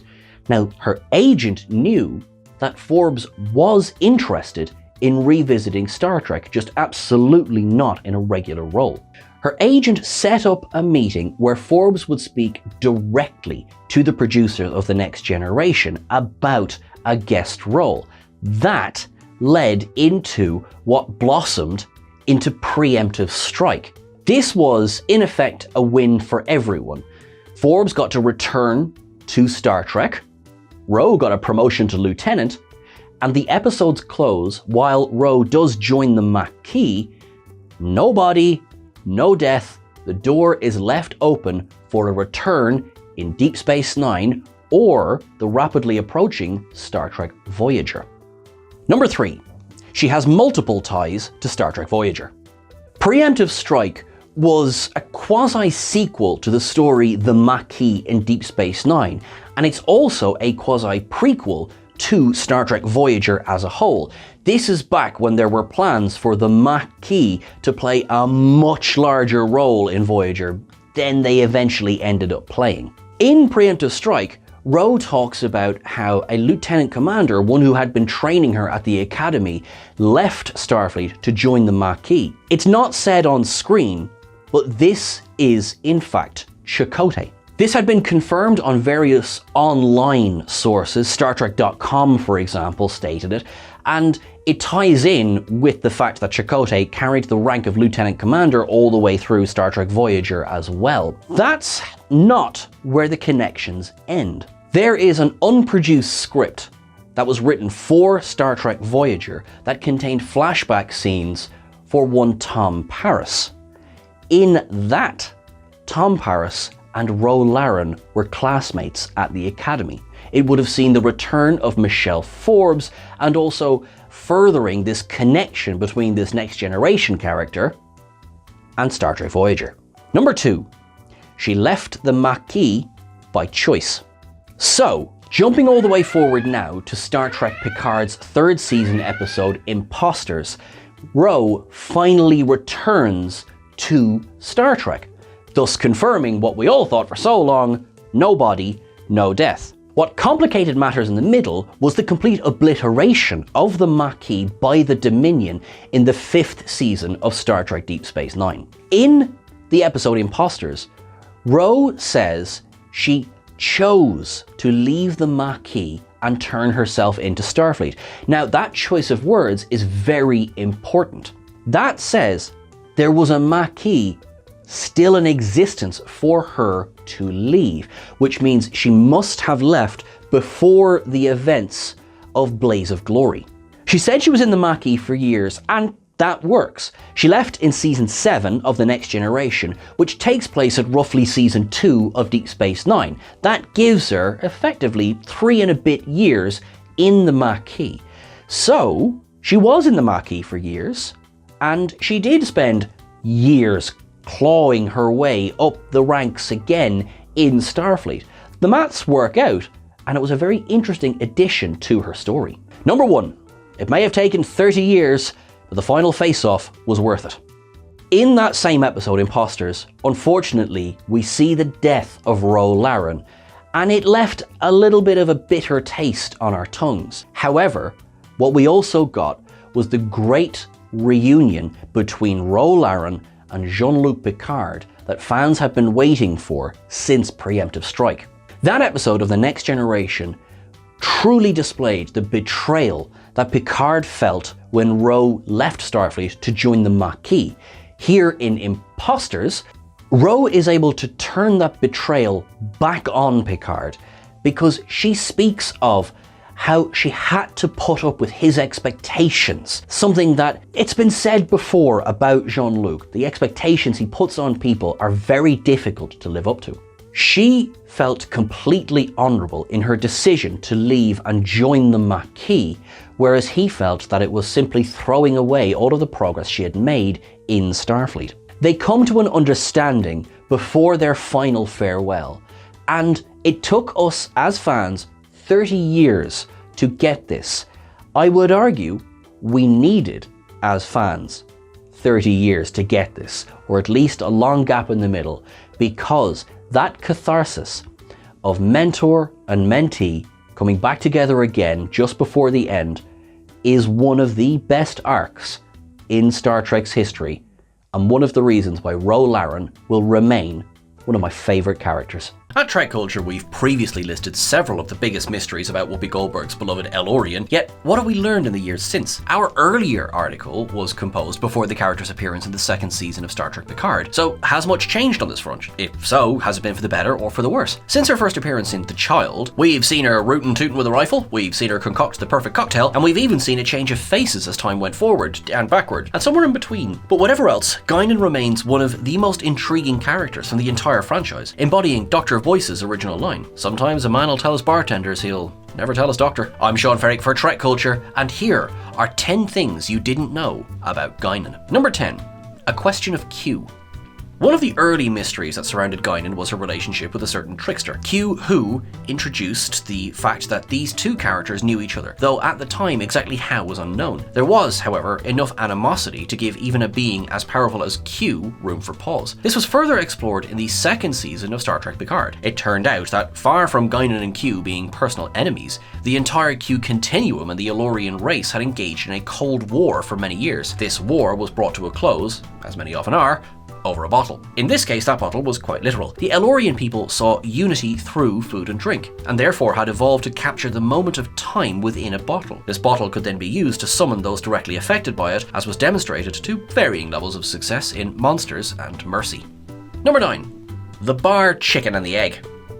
So what really came first? The bar or the bar? Is it a case of locations, or is there something else at play? The first version of 10 Forward, Guinan's establishment that the audience sees, is the one located aboard a Galaxy-class starship. This serves as the locale for the crew to wind down between shifts, overseen by the proprietor. More on this later. The second version of 10 Forward appeared, somewhat confusingly, in Los Angeles of the 21st century. Here, 10 Forward earned its name from the street address from where it could be found. While this was quite obviously meant as a knowing wink to the audience, it introduced some rather funny questions. If the bar came first, then did Guinan have to continually submit a request for a very specific section of the Enterprise D's deck? What would happen if that space wasn't meant for socializing? What if there hadn't ever been a 10 Forward? Knowing that the bar came second, at least in real-world consideration, then did Guinan beam this knowledge backwards in time, thus making life rather difficult for her younger self, dictating the exact address wherein the bar could be located? Here's what we know. Guinan is a creature of habit, and she doesn't like it when things change. Number 8. Who's that behind you? 10 Forward, as depicted on the holodeck of the Titan A, was a perfect recreation of Guinan's establishment on Earth. Picard was able to get the upper hand on Ro Laren by knowing where Guinan kept her guns, but it was the framed photograph that raised a few eyebrows and antennae in no-win scenario. Look closely at the wall and one can spot an Andorian wearing an original series era red uniform. Gulp. Theron's story actually begins earlier than this episode, as Ian McLean revealed on a forum post ahead of the Season 2 premiere. McLean has a long association with Star Trek, stretching back to 1980. He created the character of Theron and has made many live appearances as him in his native Australia, as well as many fan film spots as well. He played the character's father in the Starship Exeter episode The Savage Empire. McLean revealed that his photo as Theron and of his other character, Grawl of Tellar, were added as set decoration to 10 Forward Avenue by none other than production designer Dave Blass. Honouring expanded canon and fan films and continuity like this is something very Guinan, and was a truly heartwarming inclusion to the set. Number 7. Guinan lies.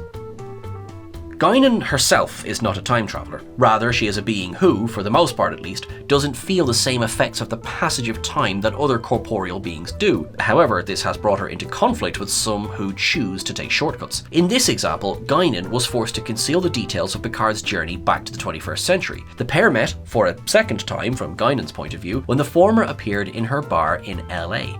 This kicked off a set of events that eventually saw Captain Cristobal Rios remain in the past. When Picard et al. Returned to the 25th century, he finally noticed a photograph adorning Guinan's wall, that of Rios and Teresa safe and happy. This, Guinan noted, was technically a spoiler, though innocuous enough that no one ever really noticed. The rules of time travel tend to vary from person to person, but Guinan seems to hold on to that adage. No spoilers, sweetie. Number 6. We can change appearance when we want to. Bringing Whoopi Goldberg back to the role of an ageless character was always going to raise a few eyebrows, particularly as 20 years had passed in the real world between her last appearance in Star Trek Nemesis. Though addressed on screen, it may perhaps have been better if nothing had been said at all. When Picard enters 10 Forward in The Stargazer, he is greeted by his old friend.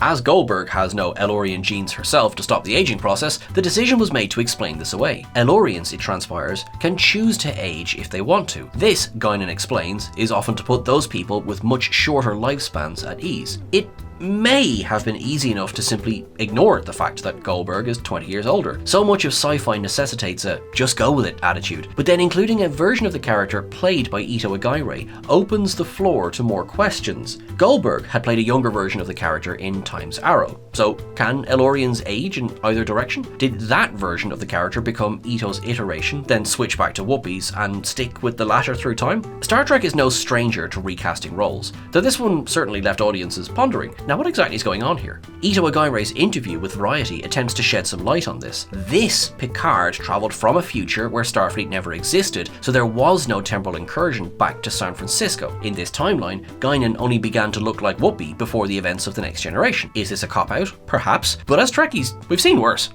Number 5. Who is Texas? Guinan, as played by Whoopi Goldberg and Ito Aguirre, was based, or perhaps more accurately inspired by, the real-life persona of Texas Guinan. Though this Guinan was not a bartender, she was deeply connected to the nightclub scene in America of the 1920s and 30s. Born Mary Louise Cecilia Guinan in 1884, Texas Guinan, as she would later restyle herself, began her career as an entertainer. She gained nationwide notoriety early in her career, which was barely derailed by a weight loss scheme scandal. She switched from films to stage, flourishing under Prohibition. It is here that the roots for Star Trek's Guinan began. Though she was not serving the drinks, Texas Guinan was a major draw for people under Prohibition. Her shows often saw enormous success, despite near constant police raids. She would often find herself shutting down a venue only to move and reopen under a new name. These establishments also served as an early career opportunity for those who would find later success in Hollywood. Guinan was, by all accounts, an enormously successful entrepreneur. While her life was cut short by dysentery in 1933, her legacy is such that our Guinan is far from the only character inspired by her life, not least of which being Velma Kelly from Chicago. Number 4.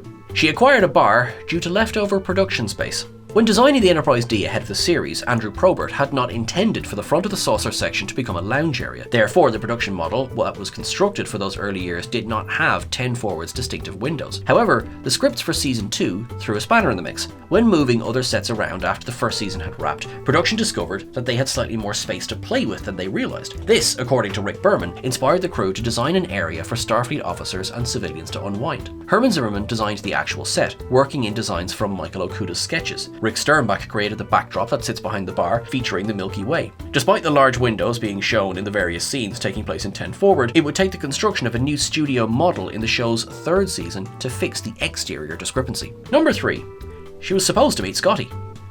The original script for Relics features Guinan as the one who interacts with Scotty in 10 Forward. Thematically, this makes sense. Guinan had lived in Scotty's time, so even a brief scene of them together could ease the engineer into his new surroundings. The script was largely similar to what was broadcast. Guinan would serve Scotty something green, echoing the line from By Any Other Name rather than Data. However, when it came around to shooting the episode, Guinan had already been switched for a waiter and Data himself. Perhaps this was due to Goldberg's availability, or was simply a case of editing to save some money on the final product. The episode did introduce the Dyson Sphere after all. Still, seeing Guinan interact with one of the original series crew would have made for a fun moment, so thankfully, we did get to see that in Star Trek Generations.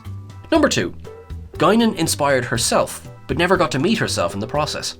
Ito Aguirre spoke to the impact that Whoopi Goldberg's Guinan had upon her as a young child of immigrants in America. Her family, she said, were deeply conservative, which dictated the shows that could be watched in the house. Star Trek The Next Generation was one of the safe ones, which led to her introduction to Guinan. Whoopi Goldberg, in Aguirre's opinion, was the Puck-like character who could run rings around Picard, learned as he was. For her, this was an incredibly important example of representation on television. She described herself as the epitome of a black nerd, so watching Whoopi steal scenes out from under Patrick Stewart felt very empowering. When it came time to audition for her Guinan, Aguirre was tremendously excited throughout the whole process, though lamented that due to the pandemic, she never actually got the chance to meet Whoopi Goldberg in person. Number 1. The Nexus was the cause of her extra senses.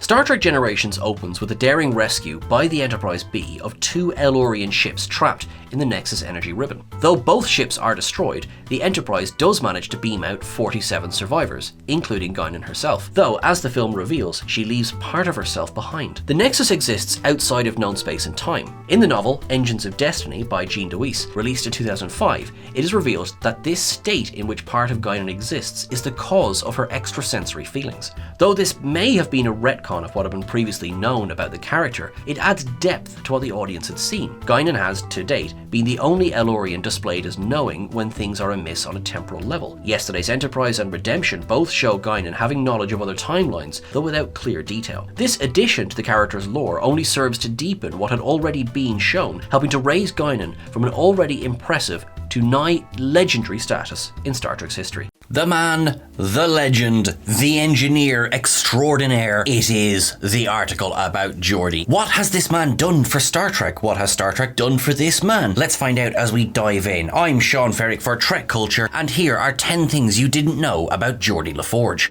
Number 10. Away teams and jealous pupils. After 20 years or thereabouts, Star Trek was returning to live-action television. What Gene Roddenberry had defined in a 16-page pitch in the 1960s was now a 48-page treatment for the show that had to follow. The Star Trek The Next Generation Writer's Director's Guide, aka the series Bible, sets out then as much as this new Trek was as what it was not, what had and had not been changed from the original. A similar process of transformation occurred to the character of Geordi from those first jots of ink to the screen. Down in writing as Lieutenant J.G. Geordi LaForge, there is much that is the same about the character in his initial biblical sketch. With all the sensitivity of the late 80s, lol, Geordi is described as birth defect blind, but with prosthetic super high-tech artificial eyes. He was already best friends with Data, however in this, Geordi was assigned the role of away mission regular, with no mention of the con or engineering. Perhaps the oddest point of difference in the lieutenant's extended bio, which thankfully didn't make it to air, is that his speciality was the Starship School for Children. Odd way to say teacher, but okay. Geordi would have equally to deal with a gaggle of pupils jealous of his vision abilities so marvelously beyond their own, another reason in retrospect that they shouldn't have allowed kids on board a bloody starship. Number 9. George LaForge. During the very beginnings of the creation process for Star Trek The Next Generation, Gene Roddenberry had expressed his desire to have a disabled crew member on board the Enterprise D, as stated in the 50-year mission the next 25 years. It was story editor, creative consultant David Gerrold, who had written for Star Trek the original series and Star Trek the animated series, who then prepared a memo listing various disabilities from which Roddenberry focused on blind. The first casting call for a Lieutenant Geordi LaForge, as given in Star Trek The Next Generation, The Companion, further indicated that, with the help of a special prosthetic device, Geordi's vision far surpasses anything the human eyes can see. The story behind the creation of Geordi's visor will be discussed now in a few minutes. In choosing a name for the character, David Gerrold looked to honour the memory of one fan of the original series in particular, George T. LaForge Jr., who had suffered from muscular dystrophy and sadly passed away in 1975, aged only 19. Gerrold suggested the name to Roddenberry, who thought it was a terrific idea. Our honoured fan also has his namesake in beta canon. In Gerrold's 1980 Star Trek novel The Galactic Whirlpool, there is an Admiral George LaForge, and in the 2016 Star Trek Enterprise novel Live by the Code by Christopher L. Bennett, Captain George LaForge features as one of Geordi's ancestors. Number 8. Baseball, vampires, and a Vulcan? The Star Trek The Next Generation companion gives LeVar Burton as the most recognisable name among the band of space newbies at the time of casting for The Next Generation. While there was that unknown Shakespearean actor, Burton had already been lauded for his role in the hugely successful series Roots and for Reading Rainbow. Before Burton got the part, however, there were a few other recognisable faces in the running for the role of Geordi LaForge. In a memo dated 13th of April 1987 that was never meant to be seen outside of Paramount, but that found its way onto the internet via Slice of Sci-Fi in 2006 and then to Trek Movie in 2010, can be seen a list of actors in consideration for roles in The Next Generation. Under Geordi, amongst others, is Baseball Hall of Famer and actor Reggie Jackson, given as the favourite for the part, as well as future vampire hunter Wesley Snipes, who told Collider in 2021 that he had been disappointed when he found out he hadn't got the Geordi role. There's a final name that immediately stands out in the memo, Tim Russ. He very nearly got to play Geordi too, it seems. In the 1995 documentary Star Trek Voyager, Inside the New Adventure, Rick Berman stated, a good point of trivia for fans of Star Trek, Tim Russ was the first runner-up for the role of Geordi 8 years ago. Now it's sweet revenge for Russ. Still, that didn't stop the writers trying to get a joke into the Voyager scripts about this Geordi fact. Number 7. Shoot at Will, and Riker too. LeVar Burton currently holds joint first place for the most Star Trek episodes directed by a Star Trek cast member, 9 of Enterprise, 8 of Voyager, 10 of Deep Space Nine, and 2 of The Next Generation. That's 29 for who's counting. Only Jonathan Frakes is up there on the podium alongside him, with 28 episodes already directed, plus 1 upcoming confirmed for Season 5 of Star Trek Discovery. Of course, Frakes was behind and in front of the camera in both Star Trek First Contact and Star Trek Insurrection, so that does make 2 more in the directorial one-upmanship. Frakes already directed Star Trek Klingon the video game. In his first ever turn as director on Second Chances, Burton would have to shoot 2 versions of Riker Frakes through complex blue screen and stunt work, calling it Trial by Fire in the Season 6 TNG DVD extra Bold New Directions. In that, Burton also largely credits the fine example of Jonathan Frakes for inspiring him to take on the directorial role in the first place. He would direct Frakes again in another Riker-heavy episode, The Pegasus. By his absence, Geordi took a more literal shot at Will Riker in the Star Trek Voyagers Death Wish. In the episode, we find out that the Q, Quinn, rescued Will Riker's wounded ancestor, Thaddeus Riker, from the front lines of the American Civil War. In the first draft of the script, however, it was Geordi's great-great-grandfather that was saved by Quinn. In that version, if Quinn hadn't intervened, and in a knowing wink to the real-life audition process, Geordi would never have been born, and Tuvok would have become chief engineer of the Enterprise D. Number 6. Save that one for Harry Kim. During the run of Star Trek The Next Generation, a storyline was pitched for Geordi LaForge that would have dramatically changed the character forever. As Jerry Taylor described it in the 50-year mission, The Next 25 Years, we wanted to make Geordi an alien. He was going to discover that his father was not who he thought he was, and that his mother had an almost Rosemary's Baby kind of thing and had been impregnated by an alien. As a result, Geordi was actually half alien, and now, at his present age, his people were coming back to get him. Of course, that plan never made it to screen, but if it sounds familiar, then it's because it's pretty much half of the premise for Identity Crisis, wherein a parasite from Tarkanan 3 transforms Geordi, non-permanently, into an alien. The idea is even more similar to what happened to Harry Kim in Favourite Son. In that episode, Kim's metamorphosis was a Teresian retroviral trick. Had they followed the initial script for Favourite Son, however, Kim would have discovered that he had, like the plans for Geordi, really been an alien all along, and would continue to be so. Number 5. He's a rainbow.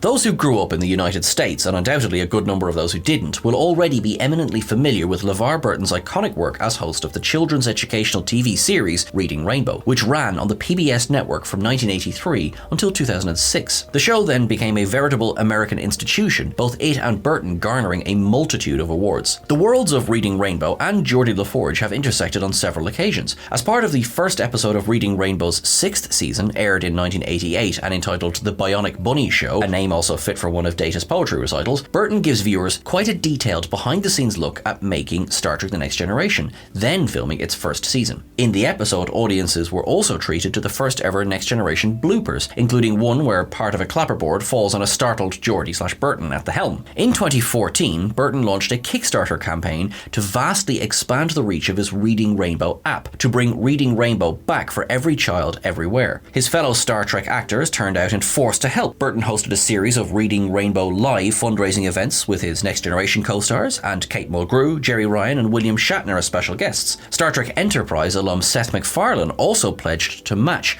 $1 million of the whopping $5,408,916 ultimately raised by the Kickstarter. Number 4. Variations on a theme of Brahms. How is Leah? Picard asked Geordi in the alternate future vineyard of all good things. Just wonderful, busy as ever, the former Enterprise D engineer, now 25-ish years older, replies. Whilst no surname is given in the exchange, it's certainly more than implied that this particular Leah is Leah Brahms, the prodigious warp field theorist we first met in Booby Trap. The novelization of All Good Things does, in fact, confirm this as such. After Geordi's highly inappropriate behaviour in Booby Trap and then again in Galaxy's Child, one might have expected him to be dragged to the 24th century version of the HR department at least, not down the aisle. Nonetheless, and this despite the fact that Dr. Brahms already had a husband in Galaxy's Child, the theme of Geordi and Leah seemingly inevitably going to get married is one of that recurs in beta canon. For example, Brahms is given as Geordi's first wife in Star Trek Online, and in the Star Trek Countdown from 2009 comics, the pair are said to be married. Geordi's behaviour toward Dr. Brahms clearly made LeVar Burton uncomfortable too, as he told the Shuttlebud show in 2023. As part of Geordi's canon, he had stalked this woman who designed the Enterprise engines, Dr. Leah Brahms. He had created a hologram, and then she came on the ship and he met her. And it was like, wow, what a creepy frickin' thing to do. I didn't dig it at all. Thankfully, Geordi was about to get some much needed character development in the form of Star Trek Picard's third season. Number 3, Shards of Night.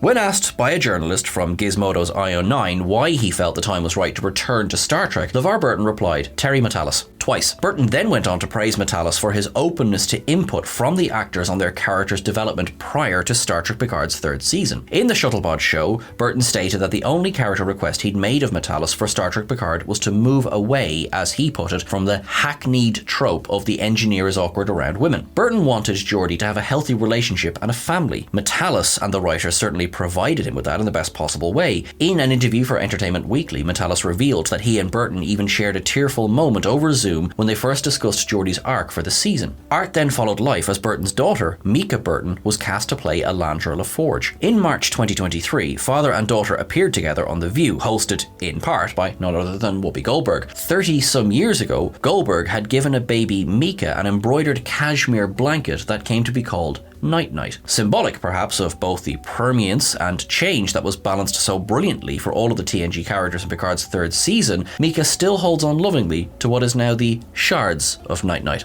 Number 2, Geordi's visor. The Star Trek The Next Generation Writer-Director's Guide goes into some detail about what was at that point referred to as Geordi's unusual prosthetic device, which allowed him to perform some of the functions of a tricorder by extending his vision well beyond the visible spectrum into the ultraviolet and the infrared. The Guide Bible also mentions that there were even plans for Geordi to get a replacement set of human eyes in one episode, which would end up being a huge disappointment for him. According to The Next Generation Companion, to create Geordi's visor, visual instrument and sensory organ replacement, as we know it today, the art department worked for about 3 months on different designs and prototypes without much success. Michael Okuda then brought in a plastic hair barrette, which, repurposed to fit, did the job surprisingly well for a lot less money. In the Next Generation Season 1 DVD extra, The Making of a Legend, LeVar Burton also gives the visor acronym as Visual Input Sensory Optical Reflector, which is perhaps a little better than its actual name. Geordi's visor has also directly inspired real-world technology aimed to assist those with visual impairments, most notably Enhanced Vision's NASA research Geordi Joint Optical Reflective Display. The device, still on sale, is a wearable digital magnifier that uses an HD camera for distance, intermediate, and near viewing for people with low vision, and has an HDMI input for people watching TV. Number 1, The Day Mars Stood Still. The character we met at the beginnings of the 25th century was markedly changed, yet still the same Geordi, now a Commodore, so outranking Riker. He was also a family man, more cautious, understandably less willing to charge headlong into the fray. Plus, he'd spent the last 20 years on one hell of a side project. For LeVar Burton, Bounty, from Star Trek Picard's third season, was the first time he had played LaForge since Star Trek Nemesis, although he did lend his voice to Star Trek Online in 2017 for the featured episode Beyond the Nexus, and then again in the game's Season 14. Geordi was also a main player in the beta canon-ish works in the run-up to one major galactic event for 2 universes, the Romulan Hobus supernova. All the way back in 2009, Geordi appeared in Star Trek Countdown, the 4-part comic book prequel series set to J.J. Abrams' Star Trek, set in 2387. In it, Geordi has resigned from Starfleet and taken to Starship Design, most notably of the jellyfish of later Spock and Red Matter fame. In case you didn't get the ticking clock of impending doom hint the first time, another pre-Nova prequel comic series entitled Countdown was released in 2019 and 2020, this time prefaced by Star Trek Picard. In this series, Geordi has the Herculean task of heading up construction of the Romulan evacuation fleet at Utopia Planitia shipyards. This fact is then picked up in Una McCormack's 2020 novel Star Trek Picard, The Last Best Hope, whereupon Mars is set aflame by the rogue synths. Poor young Wesley Crusher. He wasn't the most popular character, and that's putting it mildly. His own mother told him to shut up in front of everyone on the bridge, after all. Fans have been extremely vocal over the years in their dislike for Wesley, and that from the very beginning of Star Trek The Next Generation. Unfortunately, that hate also seeped over to be directed at the actor who played him, Wil Wheaton. We're not going to try to convince you here that Wesley is in fact the greatest thing since replicated bread, but times have changed. A statement especially true for those who now travel outside of the regular temporal flow of things. Wesley is a character back in demand, as is Wheaton, far more popular than before. Sure, it would have been nice to see him in Star Trek Picard's 3rd season, but who knows, he might pop up in the 5th and final season of Discovery. Update. He didn't. Over the years of Star Trek The Next Generation, Wesley went from an all-round goody two-shoes, tap or otherwise from his mother, and savant smarter than all of the adults in the sector. A bit of a rebel in search of a cause, one he eventually found with that bloke from Tau Alpha C. He also had a particularly unique relationship with Captain Picard and loved a good wedding. Wil Wheaton told the Inside of You podcast with Michael Rosenbaum that whilst on set he, more than once, pretended to beam onto the Enterprise and walk down the corridor to engineering to turn on the lights of the warp core. In that moment, he was the lifelong Star Trek fan making the engines of the Enterprise start. In that sense, we're all a lot like Wheaton. No doubt just a bit like Wesley too. With that in mind, I'm Sean Ferrick for TrekCulture, and here are 10 things you didn't know about Wesley Crusher. Number 10. The Mozart effect.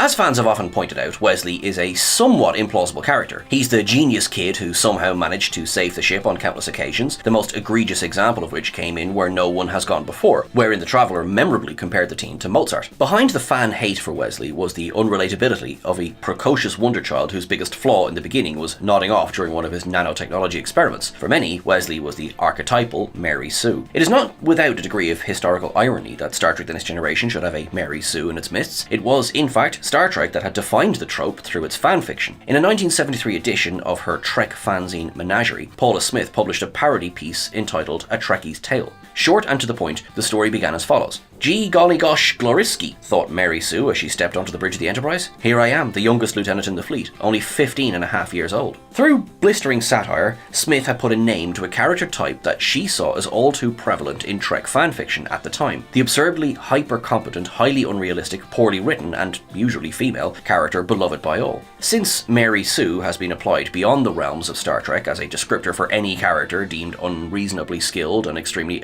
admirable in just about every way, in male form, the Mary Sue has equally come to be called the Gary Stu or Marty Stu. It doesn't take the genius of a Mary Sue either to see a lot of Wesley in Smith's description. More Mary Sue than Mary Sue, in early development of the character, it was even suggested that Wesley should be acting lieutenant, a demotion from commander apparently, as per a memo from Robert Justman to Gene Roddenberry, dated 8th of November 1986 via the Trek files. The hate for Wesley has now been tempered to a degree, not least thanks to Wil Wheaton himself in recent years. Nevertheless, that initial characterization backlash still remains as an historical oddity. Wesley will always be the wonder kid, as the Traveller went on to describe. Not with music, but with equally lovely intricacies of time, energy, propulsion. Well, gee whiz, let's write a symphony on the strings of the universe, the OG Mary Sue might have replied. Number 9. Call me by your middle name.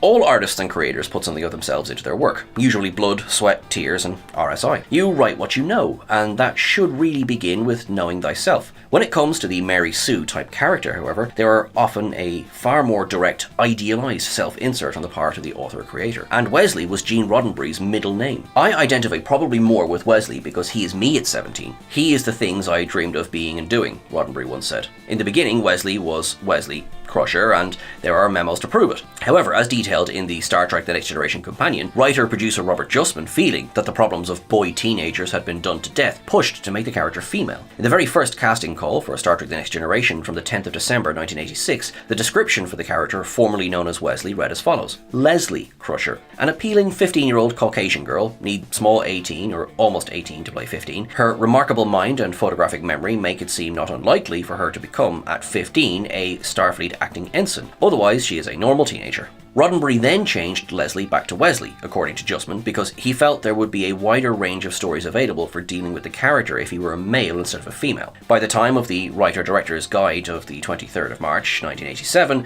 Wesley was definitively Wesley and Wes, all 4 foot 10 inches of him. Later, from his mother's personnel file in Conundrum, we learned that Wesley's middle name, with a knowing nod, began with R. Number 8. Just say yes to the Wes. All teenagers scare the living out of me, as the song goes. In this 24th century case, however, there was no such cause for concern.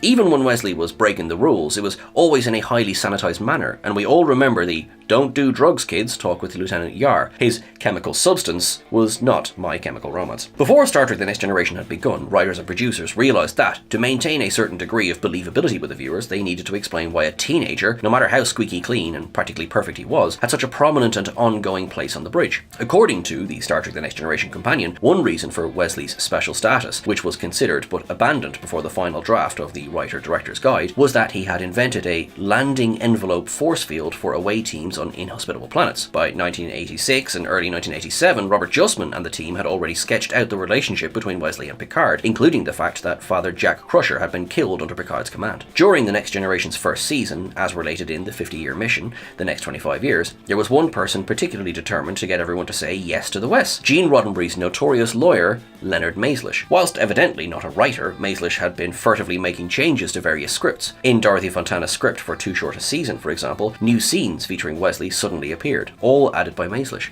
As Fontana herself stated, Maizlish was strongly pushing the inclusion of the Wesley character in all scripts. He admitted to Rick Berman that he had. Number 7. Exit cave right.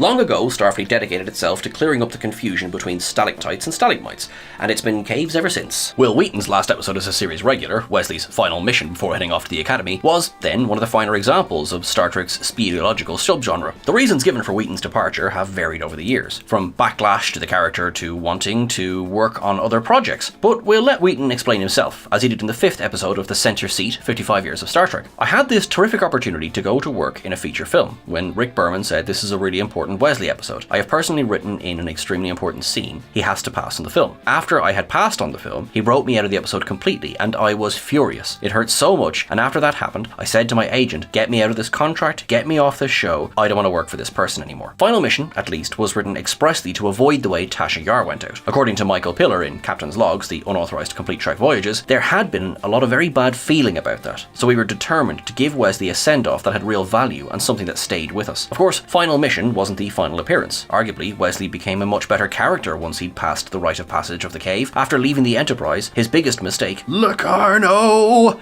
was also his best episode. Number 6. Failing forwards.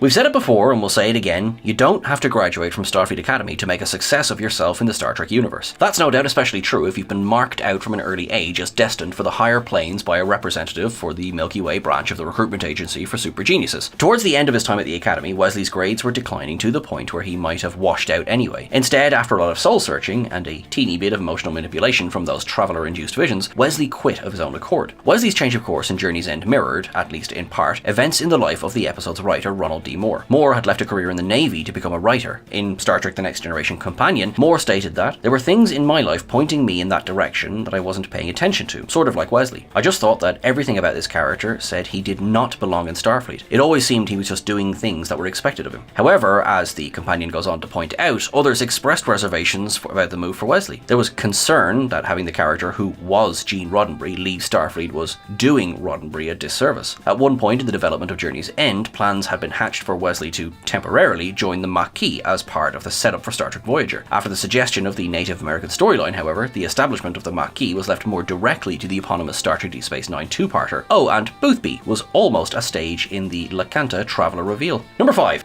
Starfleet sabbatical. People who take an extended break from work often use it to go travelling, but Wesley seemingly did things the other way around. In Star Trek Nemesis, it looked like he'd taken time out of travelling to go back to work. The last we'd seen of Wesley, he was a cadet resigning from the academy. Now he was all dressed up in his dress uniform as a lieutenant junior grade. Will Wheaton's journey to appearing in the movie was equally a little different. During a Next Generation 25th anniversary panel at Phoenix Comic-Con in 2012, Wheaton revealed that it was, in fact, LeVar Burton who had secured him the role in Nemesis. At the time, Wheaton wasn't really in touch with his fellow TNG castmates, but he and Burton had bumped into each other at an event. Afterwards, Burton went back to producers to convince them to include Wesley in Nemesis. Wheaton accepted the part without even knowing what the scene entailed. He did, however, ask Nemesis screenwriter John Logan for a bit of background on his character post-Journey's End, as he noted during the Comic-Con panel. Did Wesley come back to Starfleet from roaming around the galaxy in the Traveler's windowless white van eating chloroform candy, or was he in Starfleet Academy? Logan replied that he didn't have enough room in the script to address it, so it would be up to the audience to decide why Wesley was in uniform. In a deleted scene from Nemesis, which also made it into Logan's novelization of the movie, Captain Picard says to Wesley that it's good to see you in uniform again. In the same scene, Wesley also confirms that he's looking forward to serving on the Titan, having been assigned the night shift in engineering. In 2008, Will Wheaton returned to the role of now Lieutenant Commander Wesley Crusher, Assistant Chief Engineer of the Titan, for the 4D Encounter Theatre segment of Star Trek The Tour, later Star Trek The Exhibition. Number 4.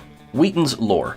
King of the Nerds, The Guardian dubbed Will Wheaton in 2014 in honour of his passion for all things geek. He is king of the internet too, with his own maxim, or Wheaton's Law, in defiance of online hate. Don't be a dick. Now captain of the Ready Room, hey nerds, I'm Will. Wheaton is a Trekkie through and through, and that before he got the role of Wesley. On a casting memo for Star Trek The Next Generation, dated 13th of April 1987, which found its way to the internet via Slice of Sci-Fi in 2006, there is, in fact, no mention of Will Wheaton. At that stage, the only possibility given for the role was actor-turned-TV presenter J.D. Roth. This is a starship, not a funhouse. As reported on Larry Nemecek's The Trek Files podcast, however, by the 4th of May 1987, Will Wheaton was the only one up for the role, it seems. Nemecek couldn't even find mention of a runner-up. From Robert Justman's earlier casting notes for the character, Nemecek then revealed a few other recognisable names who had read for Wesley, including Corey Feldman, Scott Grimes, John Cameron Mitchell, and even Trek Files producer John Champion. The Trek Files was also published the original casting documents, including cast reading scenes, or sides, for the role of Wesley Crusher from March to April 1987, so you can look forward to that dramatic reenactment from me sometime soon. Number 3. Laws of Leffler.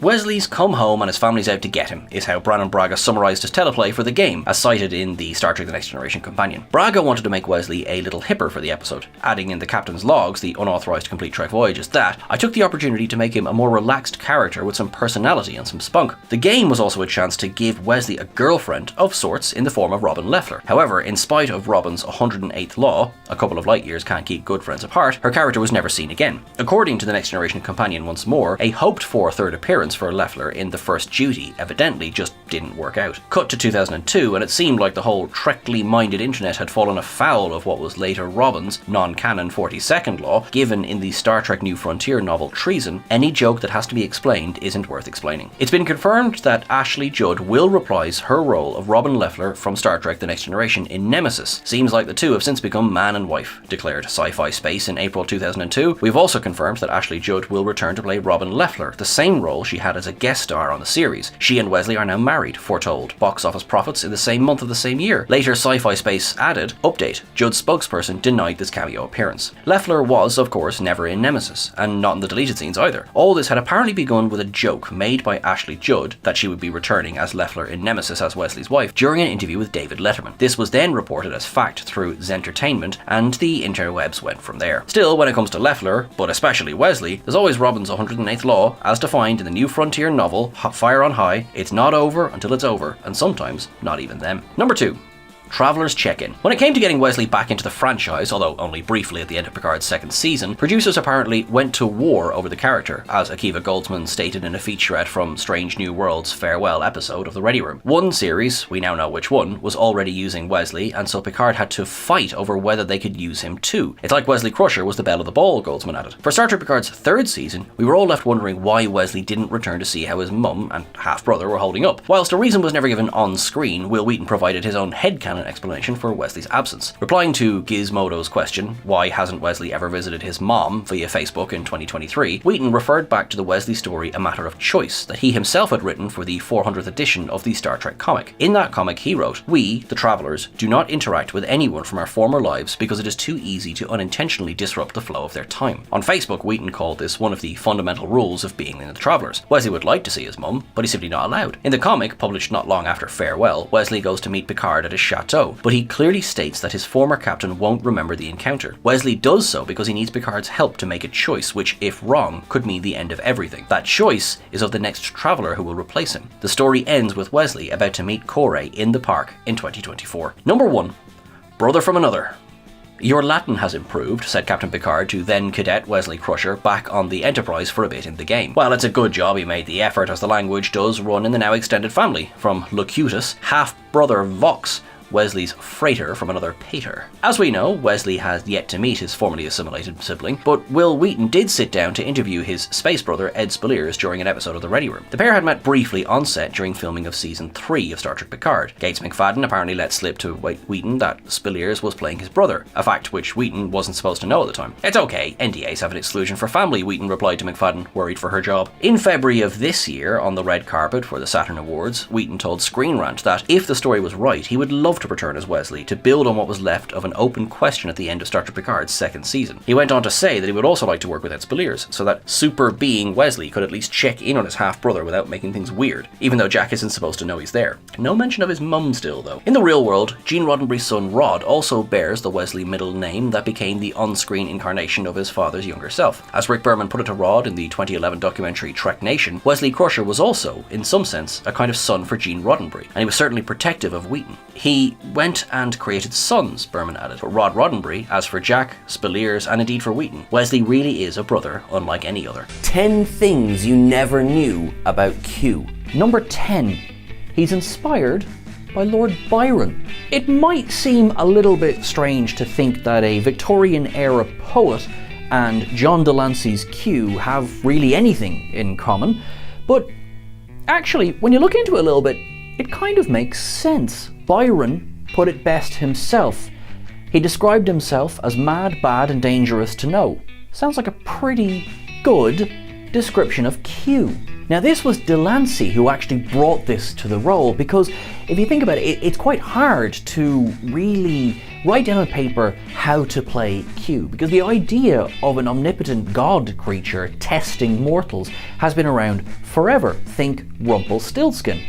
Also, If Wishes Were Horses is much better than people think it was, and you should go and watch it now. The idea that Delancey would take inspiration from this sort of dangerous dandy actually really made the character so iconic, because he was many things, but he was always a bit of fun. Number 9. He was named after a UK fan club president.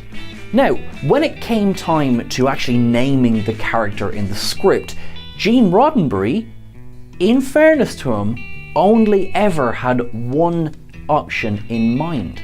His name was not, as Tasha Yar puts it in All Good Things, just a letter of the alphabet as far as she knows. It was a reference to Janet Quarton, who was the president of the Star Trek Action Group. Now, Roddenberry had met her before, and she was an enormous fan of the original series, and presumably was an enormous fan going into the Next Generation as well. Just think of how that must have felt when you see something that is your absolute passion, and you know, something that you put all of your time and effort into, and you get a character named after you. That is an honor. There's many things will be said about Gene Roddenberry, positive and negative, but this was a classy move.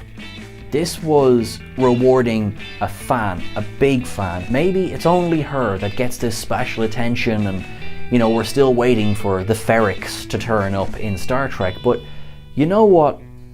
Props to that. That was a nice move. Number 8. His reason for choosing his name is very different. So we've discussed the behind-the-scenes reason for the name of Q. Now, let's have a look in universe. Obviously, in the beginning, he just introduces himself as Q, and we just sort of roll with it. But later on, as we learn more about the character, we also learn more about the race from which he is from, which is, of course, the Q Continuum. They're all called Q. We meet several other Q throughout Next Generation and, of course, Star Trek Voyager. It actually transpires in the extended universe, the Star Trek novel The Buried Age, that it was our Q, John Delancey's Q, who came up with this name, and he came up with it for an absolutely brilliant reason. He wanted to name himself Q because then he could always say that you will be behind me.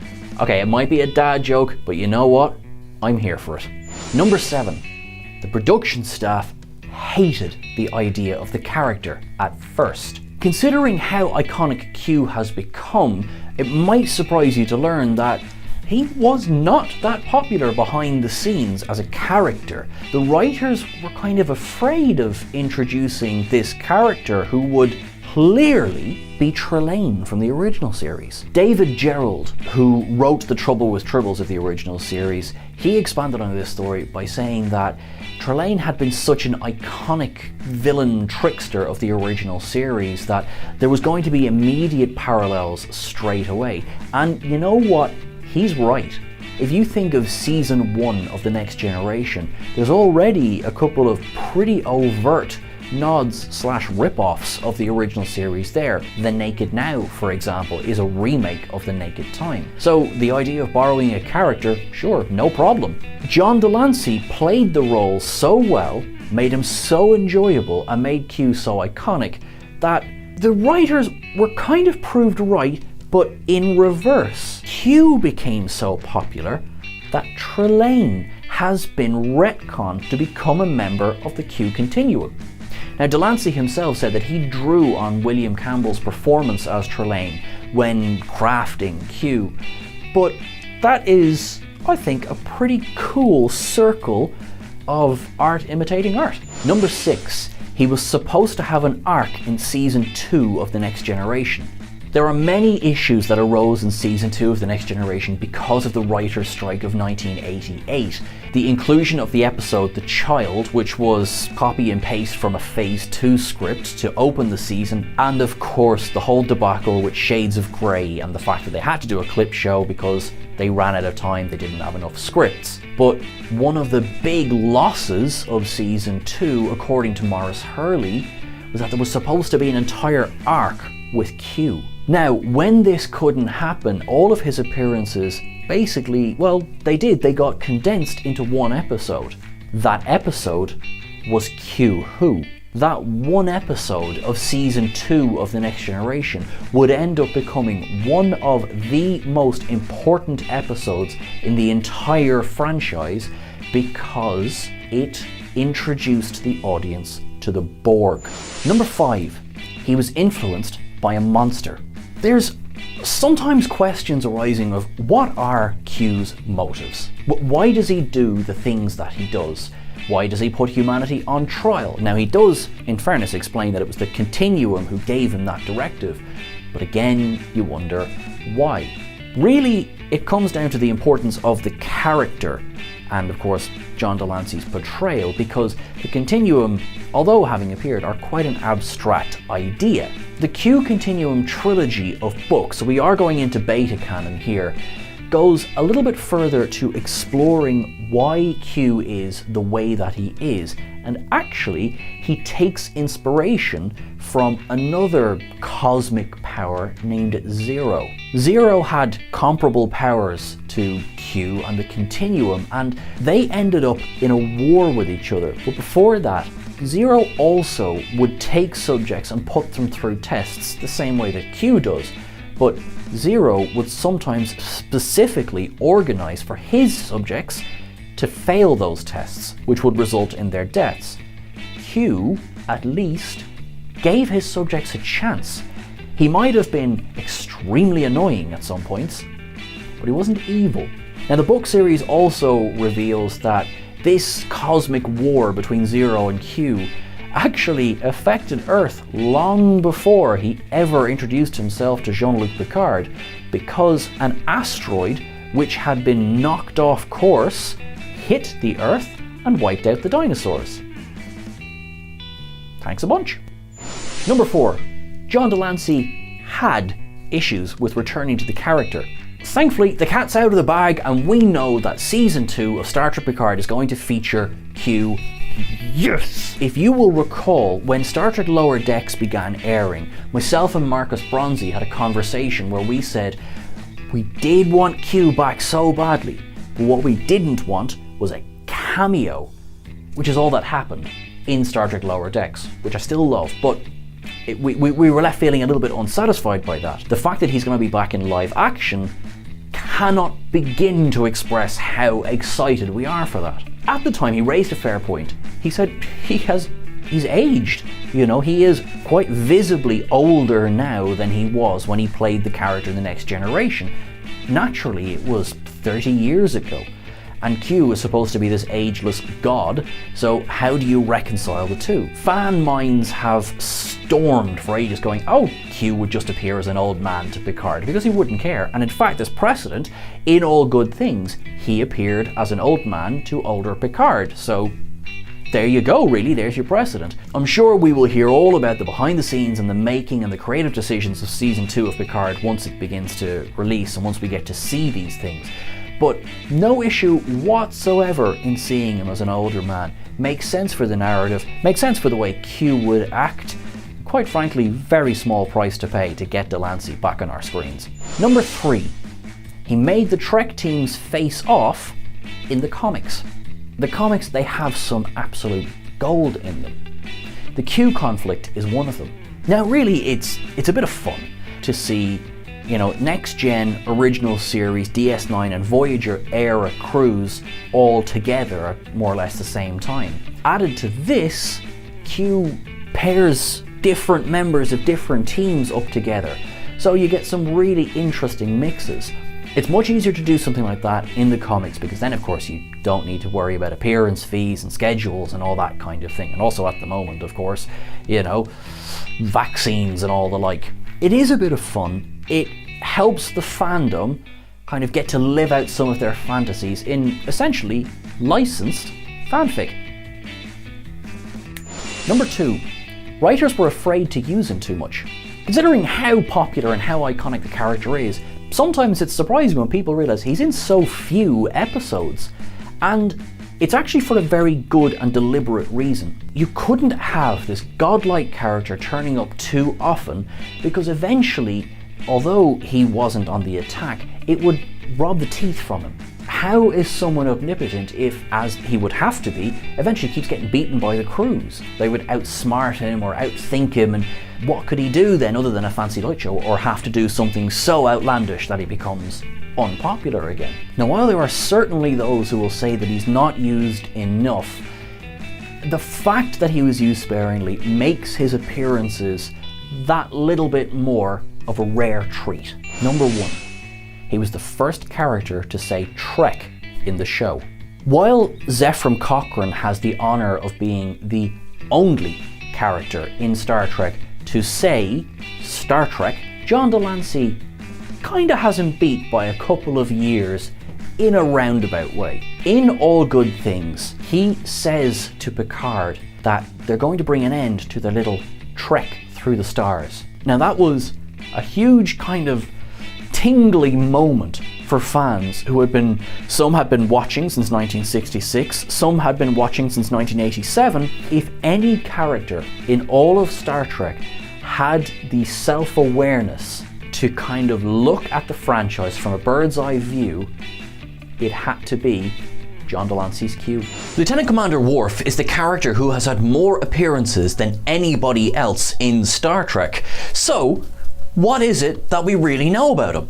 With that in mind, I'm Sean Ferrick for TrekCulture, and here are 10 things you never knew about Worf. Number 10. He has nieces.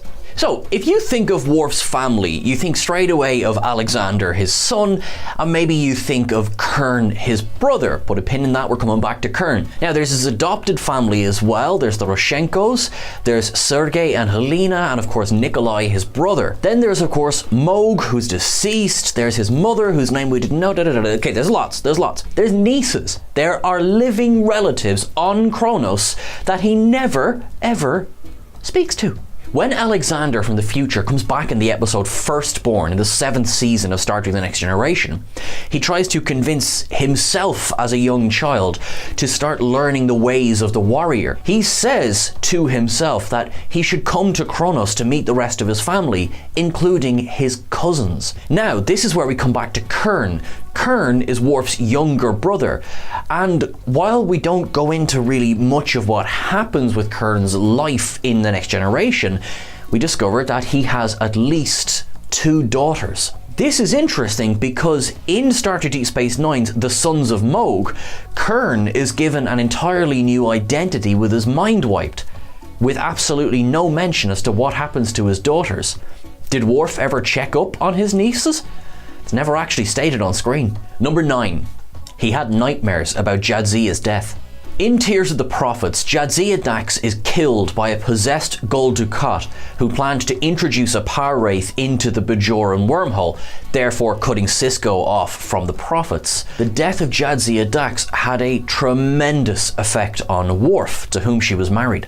In between the events of Tears of the Prophets and Image in the Sand, Worf makes a cameo appearance on the Enterprise E as he appears in Star Trek Insurrection. You'll probably remember the scene where Worf oversleeps for his duty shift and wakes up by hitting his head off the top of the bunk. What's not stated in the film is just why he overslept. He was lost in a nightmare about the death of Jadzia Dax. This would only be resolved when he went on this massive mission with Martok to destroy the shipyards in Shadows and Symbols. It was good as well that they managed to address the fact that he wasn't just going to be fine after this. And then of course we had the storyline where he struggled to accept Ezri Dax, but that's a whole other thing. Number 8. He's fought the Kelvins off screen. Kelvins were introduced to Star Trek way back in the original series episode By Any Other Name. They were from another galaxy but had spent so long masquerading as humans that they had begun to lose some of their powers. They were not, however, the only Kelvins to ever encounter Starfleet personnel. We go all the way forward now to season 6 of Deep Space Nine. Worf is tasked with the terrifying prospect of trying to help Kira Yoshi O'Brien go to sleep. The baby cries non-stop to the point where Worf finally loses his cool and goes, "I have succeeded in many things in my career. I have fought Kelvins twice my size." Kelvins are many-headed Hydra-like creatures when they're out of their human form. So that means that Worf is a lot more badass than we all give him credit for. And he's pretty badass in the amount we give him credit for as well. Number 7. He has the record for the most revivals in Star Trek. While Worf has the most on-screen appearances in all of Star Trek, he doesn't have the record for the most times he's died. That goes to Captain Janeway. He does, however, have the record for the most revivals. Where's the disconnect, you might be asking? We're not talking about alternate universes here, and we're not talking about parallel timelines. No, in the main continuity that we follow, Worf has died 3 times and come back to life 3 times. The first was in Hide Q. As part of Q's games, Worf is killed by the creatures Q brings. He is revived by Commander Riker, who has been given Q's abilities. So that's number 1. The second one, we have transfigurations. He is knocked from the top of a catwalk while in the shuttle bay in Enterprise D. He dies from his injuries with his neck being broken. He's brought back to life by John Doe, who has started to develop amazing powers. Lastly, in the episode Ethics, he has a spine effectively crushed by falling cargo containers. He undergoes a highly experimental procedure that kills him. However, because he's a Klingon, his body is able to bounce back slightly. But he does die and comes back for a 3rd time. Number 6. He's not as good of a brother as you'd think. Now, this is not actually a reference to Kern, because if anything, he is a pretty good brother to Kern. You know, he tries to kill him by request. He's also a pretty good brother to Nikolai Roshenko. I mean, he helps Nikolai move an entire settlement of people from being destroyed. That's pretty good, right? Yeah. So hang on, those are his two brothers. Everything's fine. Hold on now. Jeremy Astor. Remember him? Back in Ronald D. Moore's first script for Star Trek, The Bonding, Worf is commanding an away mission that sees Lieutenant Marla Astor killed while away. Now, Marla Astor has a young son, Jeremy. Worf feels honor bound to take Jeremy under his wing to look after him. They end up having a bonding ceremony that brings Jeremy into the House of Moog, never to be heard from again. Jeremy does go to live with his uncle on Earth, but Worf never again mentions his new adopted brother. Some of the expanded media does say that Jeremy did get into the House of Martok as well, although that's odd because if you recall the episode Sons and Daughters, Alexander was only welcomed into the House of Martok after proving himself, kind of, while in service aboard the Rotaran. Number 5. He's responsible for the Federation Klingon War. Now, okay, maybe this is a bit of a harsh description, but Worf is directly responsible for 2 massive governmental changes in the Klingon Empire between 2367 and 2375. And in the first of those, he is almost directly responsible for the installation of Gowron as the unchallenged Chancellor of the High Council. Now, that is because he takes sides with Gowron against the House of Duras, which allows Gowron to rise to Chancellor, which then allows Gowron to be in a position to rip up the Khitomer Accords several years later.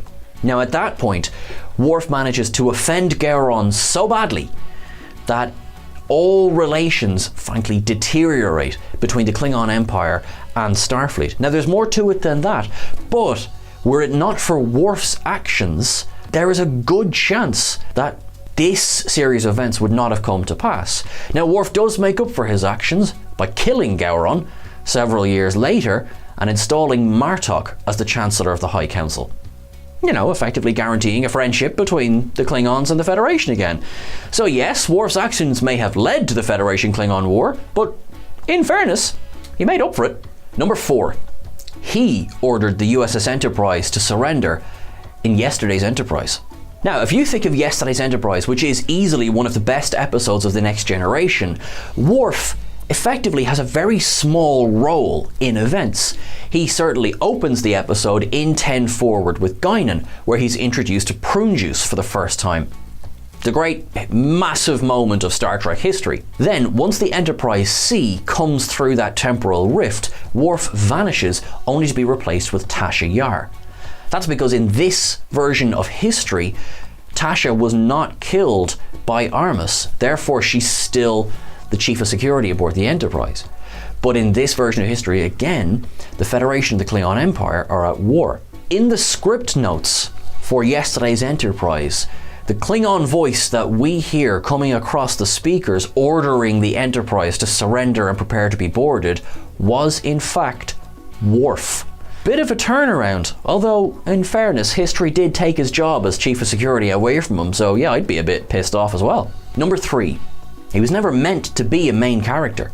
When Encounter at Farpoint was being written, yes, Worf was very much there on the bridge, but he was not written to be the main character that he went on to be. In fact, if anything, he was the chief bridge officer, sure, but as more of a gopher than anything else. He would obviously take a while to become chief of security, but it was more that he was just kind of always on hand whenever he was needed.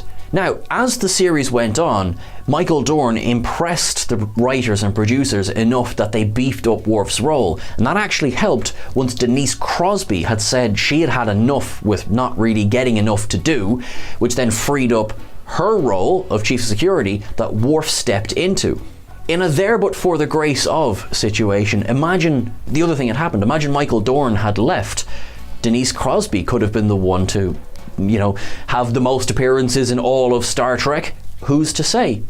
But through a happy accident, although not if you're a big massive Tasha Yar fan, and through some fairly steadfast acting from Dorn's part, Worf rose from guy on bridge to Strategic Operations Officer on Star Trek Deep Space Nine.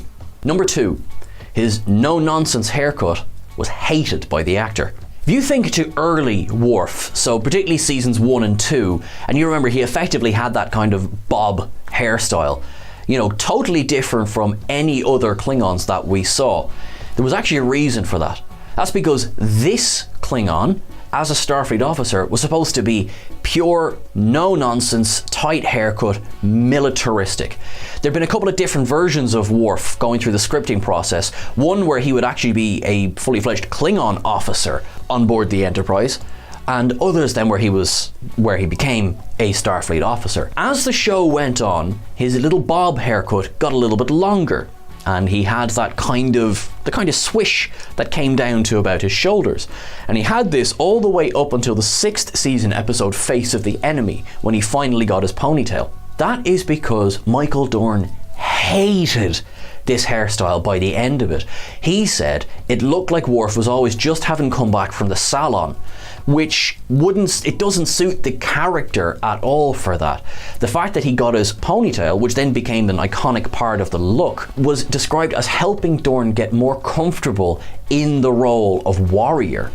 And if you think about it now, it's hard to picture Worf without the ponytail. Yes, of course, the first 6 seasons of TNG are still very much there in sexy Blu-ray. But if you think of Worf now, it's always long-haired, swept back into a ponytail, and quite frankly, it looks far better that way. Number 1, he quit as ambassador and gave the job to Alexander.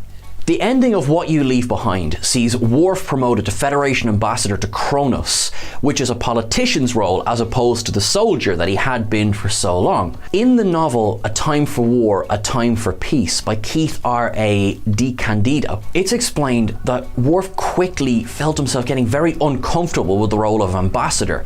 He felt it really wasn't for him, and so he ended up leaving the job. That actually goes away toward explaining how he was in full Starfleet uniform in Star Trek Nemesis, which takes place after the end of Deep Space Nine. As the novels go on, Worf kind of bounces around from ship to ship, but eventually ends up as the first officer aboard the Enterprise E under Captain Picard.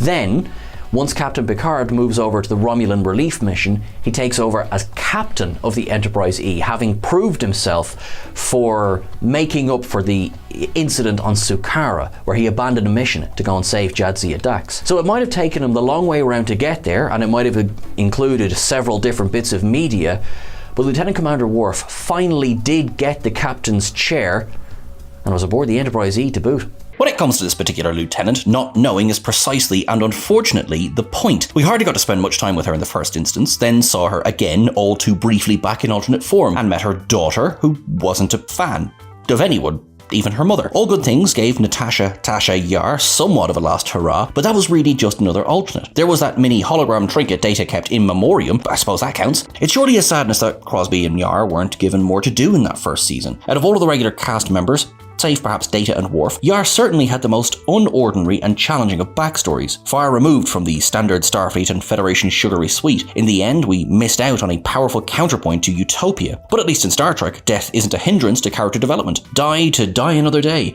No, we're not going to mention that episode. I'm Sean Ferrick for TrekCulture, and here are 10 things you didn't know about Tasha Yar. Number 10. Vasquez rocks. Before becoming the science officer on the Enterprise B and providing the voice of the Typhon engineer in the video game Star Trek Invasion, as well as that of the Enterprise computer in 2 of the short treks, Jeanette Goldstein had famously played Private Vasquez in Aliens, the inspiration for Tasha Yar. In the very early days of development of Star Trek The Next Generation, detailed in the 50-year mission, The Next 25 Years, former original series writer David Gerrold met with Gene Roddenberry to discuss his ideas for the new series. Gerrold suggested that writers and producers alike sit down and watch contemporary science fiction fiction movies to get a sense of what's been done in the genre over the past 10 years. During the screenings, they went through Blade Runner, Brazil, The Ice Pirates, all the then 4 Trek movies, and Aliens. Gerald noted, "We'd sit down and talk about the movie we'd just seen and spark ideas. Like after Aliens, Gene would say about Jeanette Goldstein, that woman created a whole new style of feminine beauty. We should have something like that in Star Trek." As he commented in the 50-year mission, producer Robert H. Justman was also taken with Goldstein and her Aliens persona. His original idea for the Trek version of the character, if they could secure Goldstein, was one that now sounds eminently akin to the Makos later introduced in Star Trek Enterprise. Justman went on to state that she could be a member of the Enterprise's onboard Marine or MP contingent, presumably military police here. This would enable her to serve in a military capacity within our landing parties. The character would, of course, be a Starfleet officer. Starfleet is not a military organization. It is a scientific research and diplomatic body, firmly said the TNG Writer-Director's Guide after all. To get to Yar, however, they did cycle through a few names for the ID tag first. Number 9. The name game. Tasha was Vasquez inspired, but they couldn't very well call her that without getting an angry call from James Cameron. We'd be tempted to do Shirley Ellis's famous rhyme scheme for each of the options that came before Yar, Boo Bar, but suffice it to say here that in the first casting call for Star Trek The Next Generation, Yar was originally Lieutenant Masha Hernandez, and not unproblematically given the following description. 26-year-old woman of unspecified Latin descent who serves as the starship's security chief. She is described as having a new quality of conditioned body beauty, a fire in her eyes and muscularly well developed and a very female body, but keeping in mind that much of her strength comes from attitude. Masha has an almost obsessive devotion to protecting the ship and its crew and treats Captain Picard and Number 1 as if they were saints. According to the Next Generation companion once more, the name Masha was then changed to Tanya, but only for 2 days around March 13th of 1987. Masha Hernandez Tanya didn't become Tasha Yar until Denise Crosby had been cast in the role. This is then reflected in the Star Trek The Next Generation Writer-Director's Guide from the 23rd of March 1987, which gives Lieutenant Natasha Tasha Yar her last name, now a marker of her Ukrainian descent. Number 8. Freaky Fridays. It's the long-lost Star Trek The Next Generation casting memo from the 13th of April 1987 that keeps on giving. On it can be read, Denise Crosby seems to be the only possibility for the role of Troy at this point. There were 5 people up for consideration for Tasha, but the favourite then was Rosalind Chow. Chow would, of course, go on to play Keiko O'Brien, and her prolific career also includes her role in the 2003 version of Freaky Friday. Another body swap of sorts is what it would take for Crosby to become Yar. As Marineus told us on the TNG Season 1 DVD extra, The Beginning, her first 3 Trek auditions were for Tasha. From the start, Crosby had been auditioning for Troy. Producers, save for one, were set on casting the characters that way, as Rick Berman confirmed in the Season 1 extra Selected Crew Analysis. We wanted Marina to play Tasha, we wanted Denise to play Troy. It was Gene Roddenberry who suggested that the roles be switched. In Selected Crew Analysis, Crosby went on to say that Gene felt, and these are his words, that I was too much like Grace Kelly, and that Troy should be this exotic otherworldly creature, and I was just this kind of American golden girl. In a way only Hollywood can provide, Denise Crosby was already much less than those 6 degrees from Grace Kelly. The future Princess of Monaco had starred alongside Denise Crosby's grandfather Bing in the films The Country Girl and High Society, the first as his wife. Work that one out in therapy with Troy now that you're Tasha, I think. Number 7. Data? I barely know her.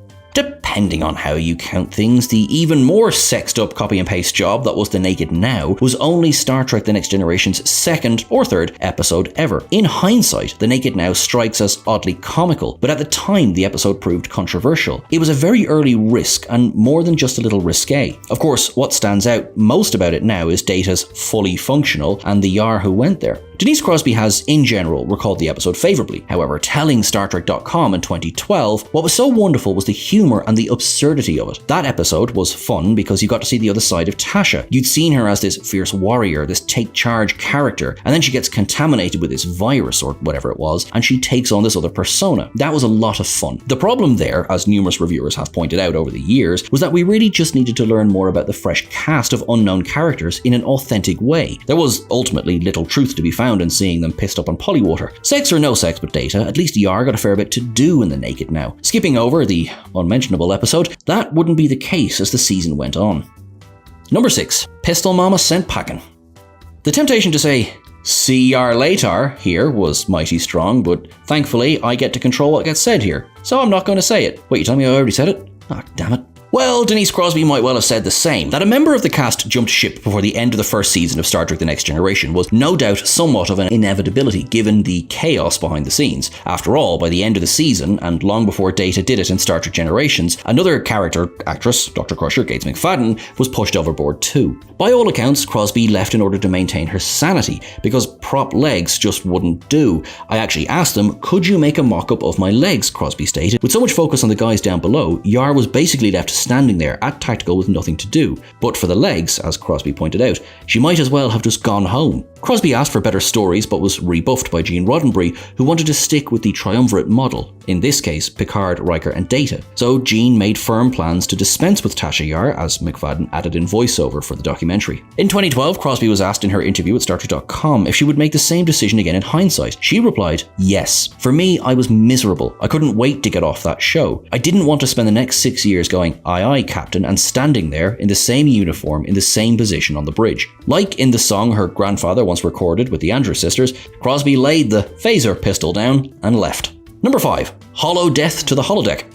Before Denise Crosby could leave, Gene Roddenberry wanted to kill off Tasha Yar with a senseless but typical sudden death befitting a security chief. Now, everyone else just had to figure out how to make that work. As Skin of Evil co-writer Hannah Louise Shearer aptly put it in the 50-year mission, the next 25 years, there had been 2 or 3 drafts, and everyone seemed to have a different feeling about how it should go. I had to refashion it in a way I could live with and Tasha could die with. In general, few in front of and behind the camera were pleased with the episode. Yar was quite literally tossed aside by a moody oil slick. Rumours also abounded, as related in Trek, the unauthorized behind-the-scenes story of The Next Generation, that it was lawyer for Gene Roddenberry, Leonard Maislish, who, apart from making Armus look like a teddy bear, had in fact devised and insisted on a speedy dispatch for Tasha. In the 24th century, the holograms still worked, even if some of them were see-through.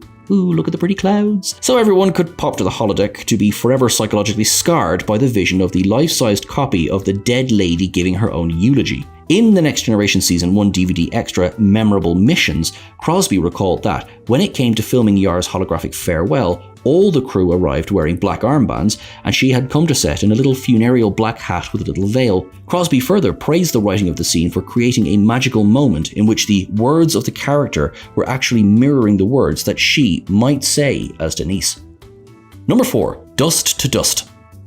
Though not named as such at first, Yar's upbringing on the nightmarish world was spelled out early on in the Star Trek The Next Generation Writer-Director's Guide of the 23rd of March, 1987. Born at a failed Earth colony of renegades and other violent undesirables, she escaped to Earth in her teens and discovered Starfleet. We got a brief glimpse at how terrifying that childhood must have been when, in Where No One Has Gone Before, Yar experienced a hallucination that transported her back to her homeworld. Later in the episode Legacy, the Enterprise D actually visited Turkana 4, meeting Tasha's not-so-Starfleet sister Ishara in the process. In Symbiosis, Yar had already had the don't do drugs talk with Wesley, but only implied that she herself had suffered with addiction on Turkana 4. In Beta canon, most notably the 1989 Next Generation novel Survivors, we learn more about Yar's early life. In Symbiosis, the drug was Felicium, but on Turkana 4 in Survivors, it's Joy Dust. In fact, in the book, Yar reveals to Data that she was born addicted to Joy Dust because her mother had been. Some of her earliest memories were the pain of withdrawal when her mother couldn't afford enough of the drug. Number 3. All my troubles seemed so far away. Death is that state in which one exists only in the memories of others, and sometimes, if you're lucky, in alternate timelines too. As Ronald D. Moore pointed out in the TNG Season 4 DVD extra Chronicles from the Final Frontier, after Yar's summary exit via the wave of the arm of Armus, Yesterday's Enterprise was the chance to bring Yar back in order to kill her right. Yesterday's Enterprise began life as a spec script, a non-commissioned one, submitted to Paramount in 1989 by writer Trent Christopher Ganino. Ganino's original idea had a past Enterprise traveling to the future, but no alternate universe and no return of Tasha Yar. As detailed in Mission Overview, the TNG Season 3 DVD extra, then script coordinator Eric Stillwell had been working on his own alternate history story, which involved both Sarek and the Guardian of Forever. Writer-producer Michael Piller suggested he drop the Sarek and Guardian bit and team up with Ganino to merge their ideas. Around the same time, Stillwell had bumped into Denise Crosby at a convention. Crosby mentioned her interest in returning to The Next Generation, apparently telling Stillwell, "You should write a story for me." That's exactly what Stillwell and Ganino then did, reworking the alternate universe idea to bring Yar back. The Season 1 troubles for Crosby and character might have been a distant memory, but for the Alpha and Beta quadrants, they'd only just begun. Number 2. What She Did in the Shadows.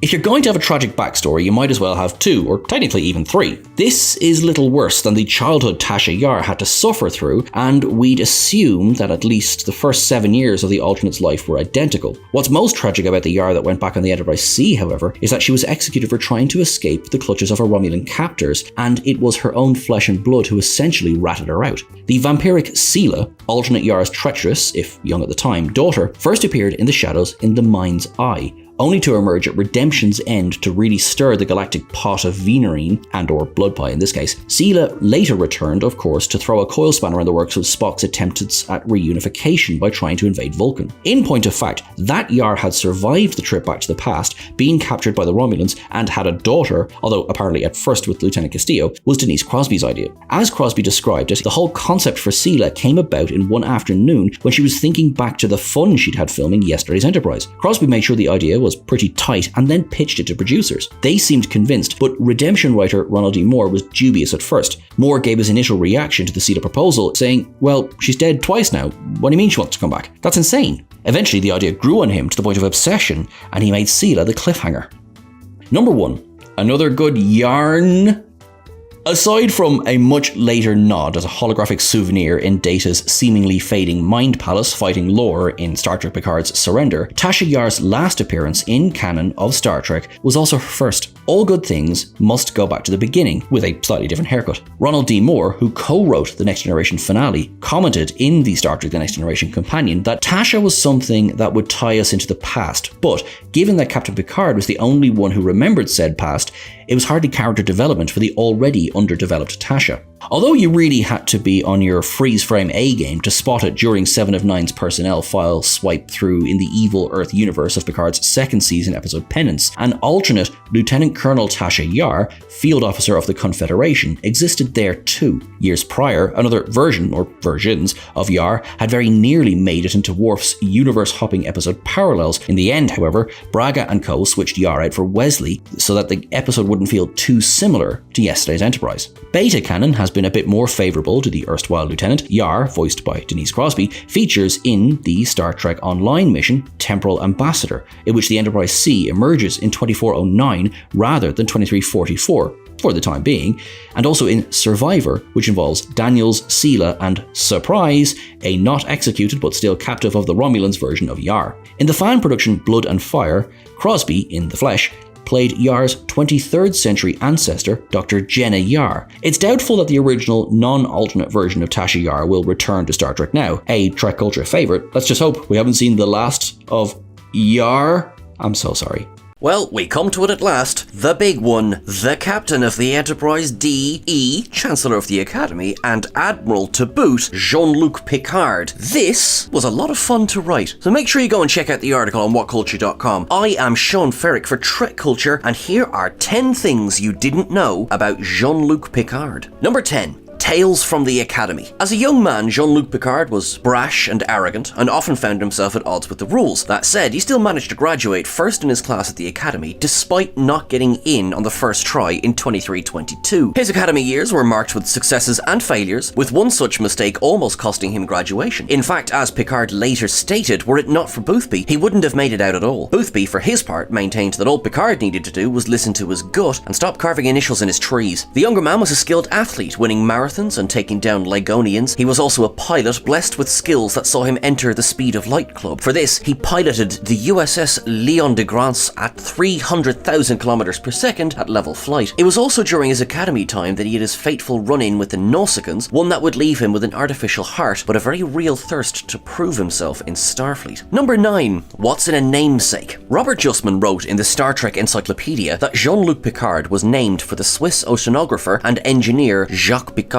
This Picard came from a family of adventurers and made his mark on history beneath the waves. Picard, along with Lieutenant Don Walsh of the US Navy, were the first humans in history to descend to the bottom of the ocean in the Challenger Deep. There, using a craft designed by Picard and his father Auguste, which was named the Trieste, incidentally, the Trieste was the name of the ship that discovered Data on Omicron Theta, they managed to reach the seabed in the Mariana Trench. They remained there for 20 minutes, but the ship was ill-equipped for scientific exploration, so began its ascent without incident. accident. 9 years later, Picard designed a new type of sub that he named the Ben Franklin. It was dropped into the Gulf Stream, crewed by 6 men, and floated all the way to Maine, drifting with the currents. This international team studied the effects of isolation on the crew, something that would become crucial to preparing astronauts for space missions. Picard was awarded the Howard N. Potts Medal in 1972. He was a founding member of the World Cultural Council. He was awarded an honorary doctorate from the Catholic University of Louvain in 2008. Number 8.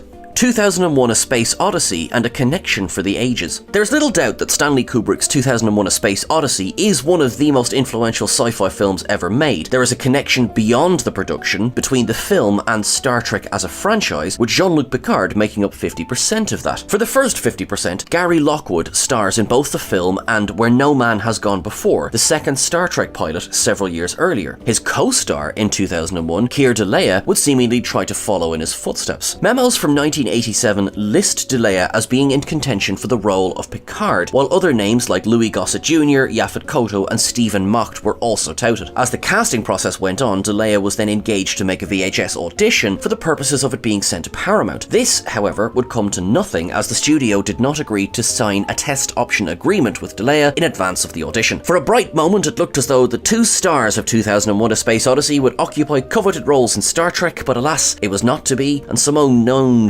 Shakespearean actor got the role instead. Number 7. Let's talk about Yvette. Yvette Gessard-Picard, mother to Jean-Luc and Robert, changed forms through Star Trek. The audience first met her in Where No One Has Gone Before. There, she was an elderly Frenchwoman, inviting her son to tea. However, by the close of Picard's 2nd season, we learned slightly more to add context here. First, both Picard's mother and nephew took their names from a star in George Powell's The Time Machine, a 1960 adaptation of H.G. Wells' classic. Yvette Mimot and her father René, respectively. Mimot would go on to describe herself as she believed directors and casting agents saw her. I suppose I have a soulful quality. I was often cast as a wounded person, the sensitive role. Her to Wear originated the role of Yvette in The Next Generation, while Madeleine Wise took on the part for Picard. This version of the character was revealed to suffer from a severe mental illness, one for which she refused to seek treatment. Though this storyline was not handled with, in our opinion, sufficient delicacy, it does add a deeper layer to her relationship with Jean-Luc, who forever blamed himself for her death, having freed her from the confines imposed by Maurice Picard. Ultimately, Yvette Picard was seen as the progressive parent of the two, though this left her at odds with her husband Maurice. It would take many years for Jean-Luc to resolve this generational trauma, though arguably, despite some questionable storytelling choices, it made for a compelling narrative. Number 6. Is that a rip-off? When Patrick Stewart saw Red. Abhorrent as it may sound, it is actually perfectly acceptable to enjoy parodies of Star Trek. Patrick Stewart needed to take a moment to remember this in late 1993 or early 1994. Red Dwarf first aired in 1988, though Stewart was unaware of it while in America, filming Star Trek The Next Generation. When he returned to the UK, he was flipping through the channels and stumbled upon an episode. He recalled that in those first moments he was incensed as he believed Red Dwarf to be ripping off The Next Generation. He said that his hand was already on the phone receiver while the show was still playing, and he stopped in his tracks as one of the scenes had him laughing. He then watched a bit longer and found that he was actually truly enjoying the show. Red Dwarf is a comedy that uses sci-fi tropes as complementary to its character settings, though, despite many mutations, there are no aliens. After sitting through the episode, Stewart had become a fan, seeing the series for what it was, a fun, comedic take on space travel, with some elements he'd wished they'd been allowed to do on Star Trek to boot. Number 5. Don't be afraid to correct the captain, just make sure you bring the receipts. David Livingston directed Patrick Stewart as Jean-Luc Picard in 2 episodes of The Next Generation, The Mind's Eye and Power Play. Generally, he found Stewart to be very easy to direct, as the actor had a clear idea of who the captain was and how to present that. He did recall one day of shooting, though he was present as producer at the time, not as director. He was standing off to the side and he heard Stewart flub a line. Then to his surprise, the director yelled, "Cut, print." Livingston then approached both and told him what he had heard. Stewart disagreed that he'd made a mistake, as did the director. Livingston then asked the sound team to play the line back, proving him right. Stewart thanked him and they reshot the line. Livingston later joked that telling the captain of the Enterprise that he'd made a mistake was one of the most nerve-wracking things he ever had done, but as his responsibility as a producer overrode all else, he had to speak up. Thankfully, the recording team were on the ball. Number 4. Picard's connection with the original series crew. Out of all the characters from subsequent entries in the franchise, Jean-Luc Picard has perhaps the most ties to the original series crew of the Enterprise. First and most obvious is the connection he shares with Ambassador Spock via his mind meld with Sarek. Derek. This linked both men forever and allowed the ambassador to understand his father better after his passing. Picard would share a drink on the holographic recreation of the OG Enterprise with Scotty, lamenting lost loves in the form of their ships. Barely 2 years later, he would of course meet none other than James T. Kirk himself, first in the Nexus and then sharing the captain's final moments with him. All of this has been confirmed on screen. There is another connection that was confirmed by set decoration, which is the fact he served under Captain Nyota Uhura aboard the USS Leon de Grance. The plaque for this ship was seen in the Stargazer. The idea for this was proposed for Star Trek short treks, though unfortunately it has not at time of recording come to fruition yet. The name of the ship, incidentally, comes from the character of King Leon de Grance, as whom Patrick Stewart appeared in John Borman's Excalibur in 1981. There is another link, though this one is a little more tenuous. He and Pavel Chekhov both served on 2 Enterprises and a ship named Reliant. Number 3. Picard played a pivotal role in trying to stop the Romulan supernova multiple times. Star Trek Picard established on screen that the captain, and later admiral, was instrumental in attempting to save the Romulans from the impending supernova. In this reality, the Zhat Vash organized for the synths on Mars to revolt, killing thousands of people and destroying the rescue armada. In the wake of these events, Picard steps away from Starfleet. The supernova itself originated in Star Trek 2009, acting as the catalyst for the entire Kelvin universe. The 4-part miniseries Star Trek Countdown depicts the events that result in Spock's time travel, with Picard playing a pivotal role. In this reality, Picard was the ambassador to Vulcan, with a revived Data in B4's body serving as captain of the Enterprise E. Picard then, with Ambassador Spock, petitions the Vulcan High Council to deliver red matter to the Romulans, which would protect them against the Nova. Despite much debate, the High Council denies the request. This directly leads to Nero's descent into madness, almost results in Worf's death, and leaves the Enterprise E crippled after a fight with the Narada. The comic closes with Picard discovering the fading singularity, the one responsible for sending both the Narada and Spock back in time, with Picard sadly realizing they've lost Spock forever. Number 2, again with the names. So it turns out that we've been getting Patrick Stewart's name wrong this entire time. Boy, is there egg on our faces. It's fairly well known that Stewart only took on the role of Picard to make a bit of money before returning to the stage, which was his first passion. Having spoken with his agent and friends, all of whom agreed with him that the show would fail quickly, he signed the standard 6-year contract. Well, things didn't quite go to plan there. What is less widely known is that for the first 18 months of his time in Hollywood, Patrick Stewart was attempting to negotiate the right to use his own name. Another Patrick Stewart had already registered their name with the Screen Actors Guild, which meant that, professionally at least, Stewart was unable to use his given name. He chose to give himself a middle name, something he felt wouldn't affect his name overall. For just over a year and a half, he was Patrick Hughes Stewart, until he finally was able to revert back to his original 2-worded name. Number 1. Patrick Stewart sparked an internet debate on the inclusion of profanity in Star Trek. Jean-Luc Picard, for nearly 3 decades, didn't swear. Sure, there was the occasional merde that popped out, but that was relatively safe for English-speaking audiences. Then, along comes Star Trek Picard, and profanity begins to appear. In the 2nd season, Picard aggressively tells Q that he's had enough bullshit